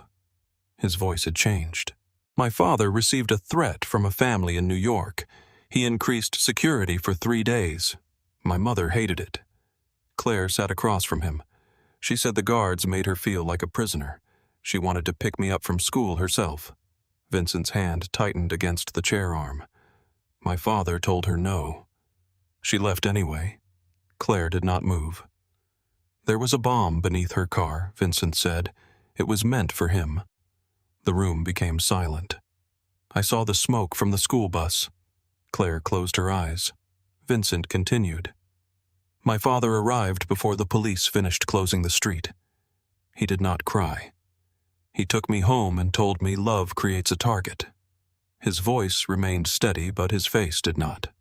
He said the only way to keep people alive was to know every door they walked through, every car they entered, every person they trusted. Claire looked at him. And did it keep her alive? Vincent's eyes met hers. No. Then why are you still obeying him? The question broke through something. Vincent looked away. For the first time, Claire saw the boy beneath the man. Not the heir. Not the businessman. Not the name that made men lower their voices. A 12-year-old child standing near a burning car, taught to turn grief into control before he had time to understand either. Claire moved closer. She did not touch him. Your mother did not die because she wanted freedom. Vincent's eyes closed. She died because violent men chose violence. He breathed in slowly. I know. Do you? I am trying. The words were barely audible. Claire looked down at her hands. There is something I have to tell you, too. Vincent opened his eyes. I did not hide Owen only because I was afraid of your world. His face hardened, but he remained silent. I was angry, Claire said. I wanted one part of my life you could not reach, one decision you could not change. Vincent looked at her. I told myself it was all for him. It was not. The truth felt brutal once spoken. Claire forced herself to continue. Part of me wanted you to feel the absence I felt inside our marriage. Vincent's face went still. Did you ever plan to tell me? Claire looked toward the window. The grounds beyond the glass were gray with rain. I do not know. The answer hurt him. She saw it. He nodded once as though accepting a sentence. Claire reached toward him. Vincent stood before her hand arrived. No. She lowered it. I am not asking you to forgive me now. Good. I am asking you not to turn this into another locked door. Vincent looked at the secure phone, then at Claire. We cannot keep living like this. No. We cannot keep using Owen to justify every secret. No. He moved toward the desk and pressed the intercom. Call Margaret Cole. Call my family attorney. Tell Elias I want an independent mediator and a child psychologist. Claire stared at him. Vincent continued. Find a forensic accountant with no connection to Moretti Logistics. He released the button. Claire asked, Why? Because words are not enough. The answer landed quietly. They spent the next 2 days turning fear into documents. Claire moved into the East Wing with Owen. Vincent remained in the main residence while he recovered. Their attorneys drafted new terms. Claire held full authority to leave the estate with Owen if Vincent violated the custody agreement. Vincent received equal access to medical information and scheduled parenting time. Neither parent could contact law enforcement about the other without legal counsel unless Owen faced an immediate threat. All security measures involving Claire required her written consent. All threats involving Owen had to be disclosed within 24 hours. The clauses felt cold. They were also clear. That night, Claire carried Owen back to the nursery after his bath. Vincent sat outside the door. His injured arm rested in the sling. Claire stopped. Why are you sitting here? I wanted to see him. You could have knocked. Vincent looked toward the closed door. It is your scheduled night. Claire studied him. A month earlier, he would have entered. A year earlier, he would not have understood why permission mattered. Claire opened the door. Vincent rose. She did not invite him back into her life. She only stepped aside and let him enter the room. Vincent entered the nursery slowly. Owen sat in Claire's arms, warm from his bath. One hand curled around the collar of her shirt. His eyes brightened when he saw his father. Vincent stopped beside the rocking chair. "May I?" Claire placed Owen in his good arm. Vincent held him close, careful of the wounded shoulder. Owen touched the edge of the sling, then looked up as though demanding an explanation. Vincent lowered his voice. "It is temporary." Owen grabbed the fabric. Claire reached forward and freed it from his fingers. "He does not understand temporary." "Neither do I." Their eyes met. The silence between them was no longer empty.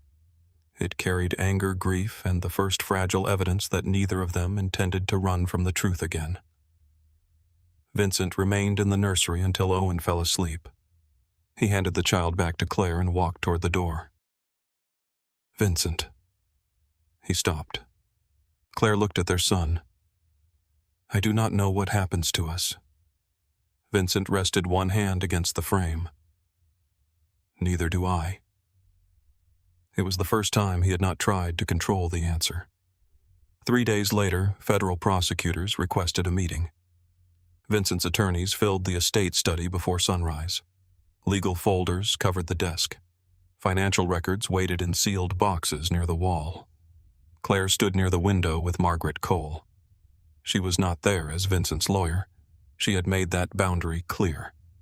Vincent sat at the center of the room, his injured arm resting against his body. Elias stood behind him, silent and watchful. The lead attorney closed a folder.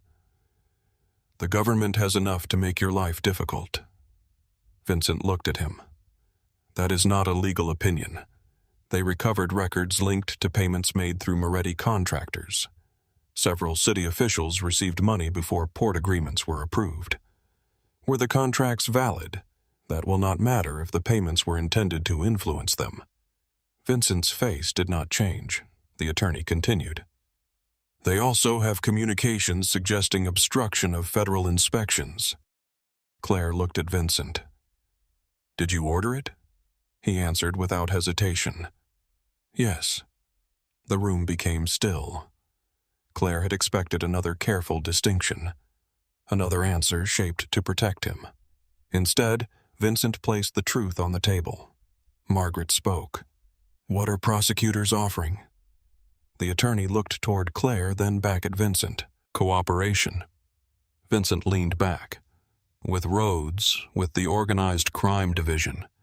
They want Serrano's network, the port officials who protected him, and every account used to move money through the terminals. What do they want from me?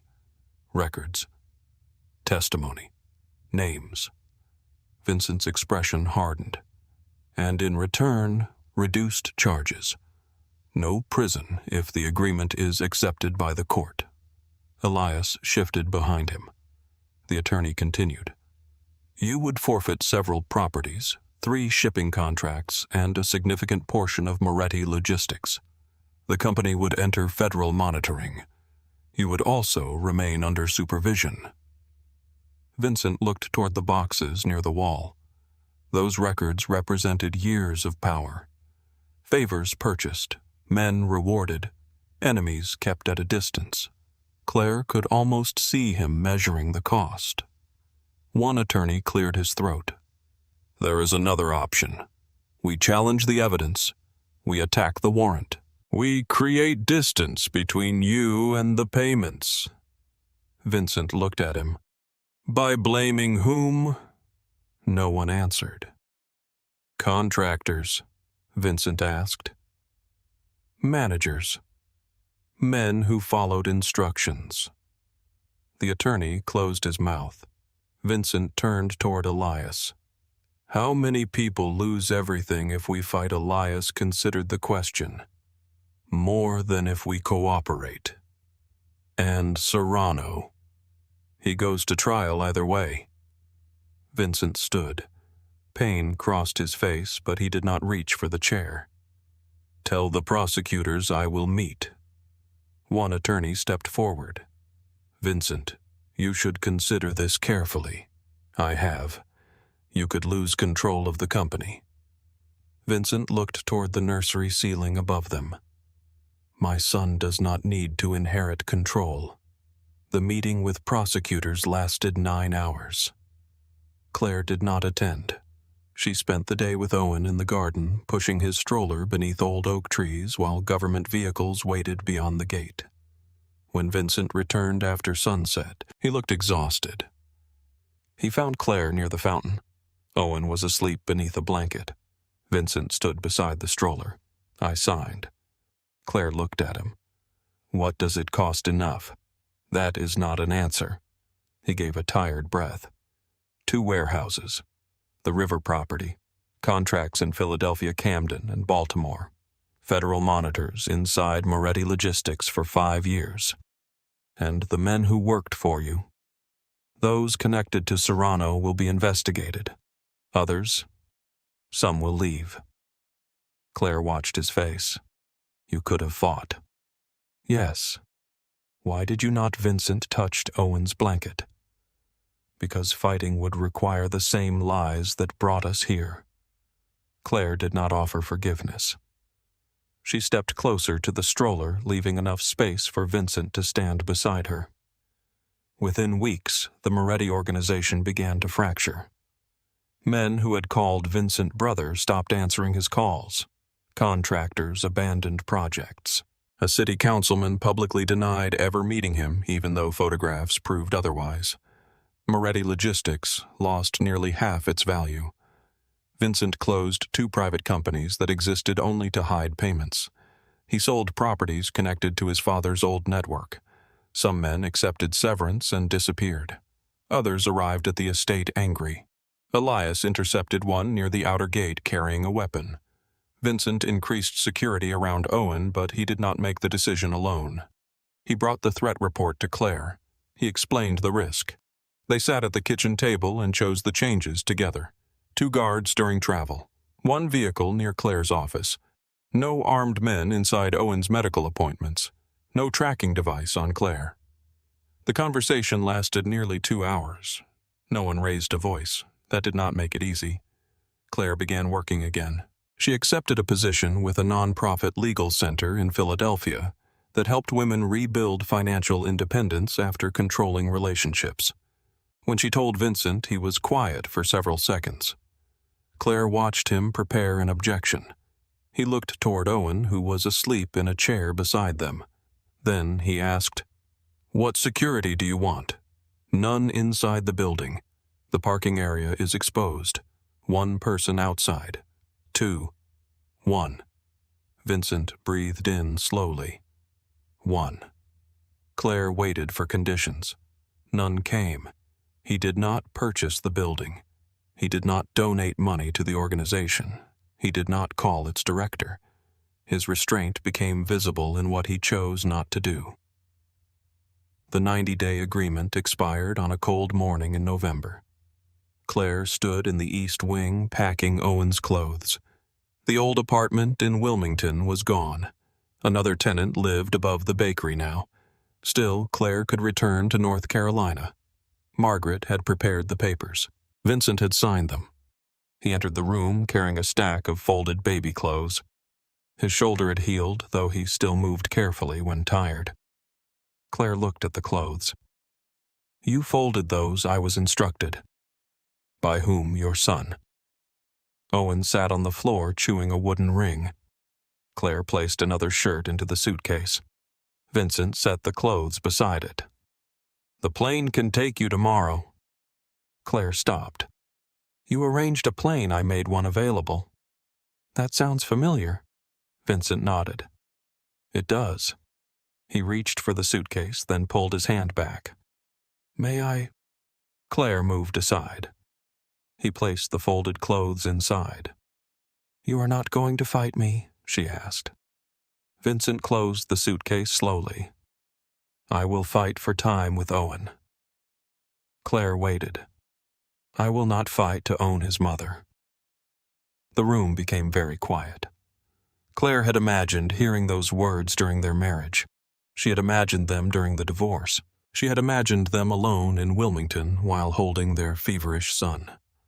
Now that Vincent had finally spoken them, she did not know what to say. He turned toward the door. "I will be in the study." Claire looked at Owen. The child had dropped the wooden ring and was reaching toward Vincent. Vincent returned and lifted him. Owen rested his head against his father's chest. Claire watched them. Leaving was possible. That changed everything. She did not return to Wilmington. She rented a house outside Philadelphia 20 minutes from the estate. The property belonged only to her. Vincent did not keep a key. They began again without calling it a beginning. Vincent arrived for scheduled evenings with Owen. Sometimes Claire stayed. Sometimes she left them alone. He knocked before entering. The first time Claire invited him to dinner, he brought flowers and looked almost uncertain at her door. She took the flowers. "This is not a date." "I know. You wore a suit. I came from work. You changed your tie." Vincent looked down. Claire stepped aside. "Come in." Trust returned in ordinary pieces. A doctor appointment shared without argument. A delayed meeting explained instead of hidden. A disagreement about child care that ended with both of them listening. When Claire felt afraid, she said so before fear became a secret. When Vincent wanted control, he named the impulse before acting on it. They failed often. One evening, Vincent ordered a guard to follow Claire after she drove through an unfamiliar neighborhood. She discovered it within 10 minutes. Their argument lasted an hour. Vincent apologized without using Serrano Owen or his mother as an excuse. Claire did not forgive him immediately. He returned the next morning and apologized again. Rachel visited in December. She watched Vincent kneel beneath Claire's kitchen table searching for one of Owen's toys. "You look different down there," Rachel said. Vincent found the stuffed fox and handed it to Owen. "I am choosing not to interpret that." Rachel looked at Claire. Claire tried not to smile. Later, Rachel stood beside the sink while Vincent read to Owen in the living room. "He is changing," Rachel said. "Yes. Do you trust it?" "Some days, and the other days I wait." Rachel nodded. "That is smarter than believing." Across the room, Vincent reached the end of the story. Owen turned the page backward. Vincent read it again. Spring arrived. Gabriel Serrano was convicted on trafficking, conspiracy, kidnapping, and weapons charges. During the trial, Vincent testified for 2 days. The newspapers called him an informant. Men from his father's world called him worse. Vincent returned home after the verdict and found Claire waiting on the porch. He loosened his tie. "It is done. Is it no?" He sat beside her. Claire took his hand. For once, neither pretended the past had vanished. Several months later, Owen pulled himself upright against Claire's coffee table. Vincent sat on the floor a few feet away. Claire watched from the couch. Owen released the table. His knees shook. Vincent held out both hands. "Come here." Owen took one step, then another. He fell against Vincent's chest. Vincent caught him and laughed. Owen touched his father's face. "Da." Vincent became still. Claire covered her mouth. Owen said it again. "Da." Vincent lowered his head. His shoulders moved once. Claire crossed the room and placed her hand against his back. He did not hide his tears. A year after the emergency room call, Vincent asked Claire to meet him in Wilmington. They walked along the beach while Owen slept in a carrier against Vincent's chest. The evening sky had turned gold above the water. Vincent stopped near the place where Claire used to walk alone during her pregnancy. He removed a small box from his coat. Claire looked at it. "The first ring belonged to another marriage," he said. "One where I believed loving you gave me the right to decide for you." He opened the box. The ring was simple. Nothing like the diamond he had once placed on her hand in front of a ballroom filled with powerful people. Vincent did not kneel yet. "I cannot promise I will never be afraid." Claire listened. "I cannot promise every part of my past will disappear." I can promise fear will not make your decisions again." Then he knelt in the sand. "Claire Bennett, will you choose me again?" She looked at Owen sleeping against his chest, then at the man before her. "Not own me. Never. Not save me from every choice you dislike?" Vincent almost smiled. "I may argue. I expect you to." Claire held out her hand. "Yes." Their wedding took place in a small chapel beside the Delaware River. Rachel stood with Claire. Elias held Owen until the child began reaching for Vincent. There were no politicians, business partners, or men seeking favors. During the vows, Vincent did not promise to protect Claire from the world. He promised to stand beside her in it. Claire promised to speak before silence became a weapon. Owen cried halfway through the ceremony. Vincent lifted him. Claire finished her vows with one hand in Vincent's and the other resting against their son's back. 3 years later, Owen stood at the front door wearing a blue school bag almost as large as his body. Vincent stared at the security plan on his phone. Claire came down the stairs. How many cars? 1. How many men? Vincent looked at the screen. 1 driver. Claire waited, unarmed near the school. She raised an eyebrow. Vincent placed the phone in his pocket. Owen looked between them. Why does Dad look scared? Vincent knelt and adjusted the strap on his bag. Because fathers worry. Owen considered this. Mom says worrying does not mean you decide everything. Vincent looked up at Claire. She folded her arms. He turned back to Owen. Your mother is usually right. Usually, Claire asked. Vincent stood. Today she is completely right. They walked outside together. The morning was clear. No guard blocked Claire's path. No locked gate closed behind her. Vincent took Owen's left hand. Claire took his right. They crossed the driveway toward the waiting car, moving at the slow pace of a child who wanted to step on every crack in the pavement. For once, Vincent did not rush him. Claire watched the two of them and smiled. Then she reached for Vincent's hand. He looked at her. She held on. Together, they followed Owen into the morning.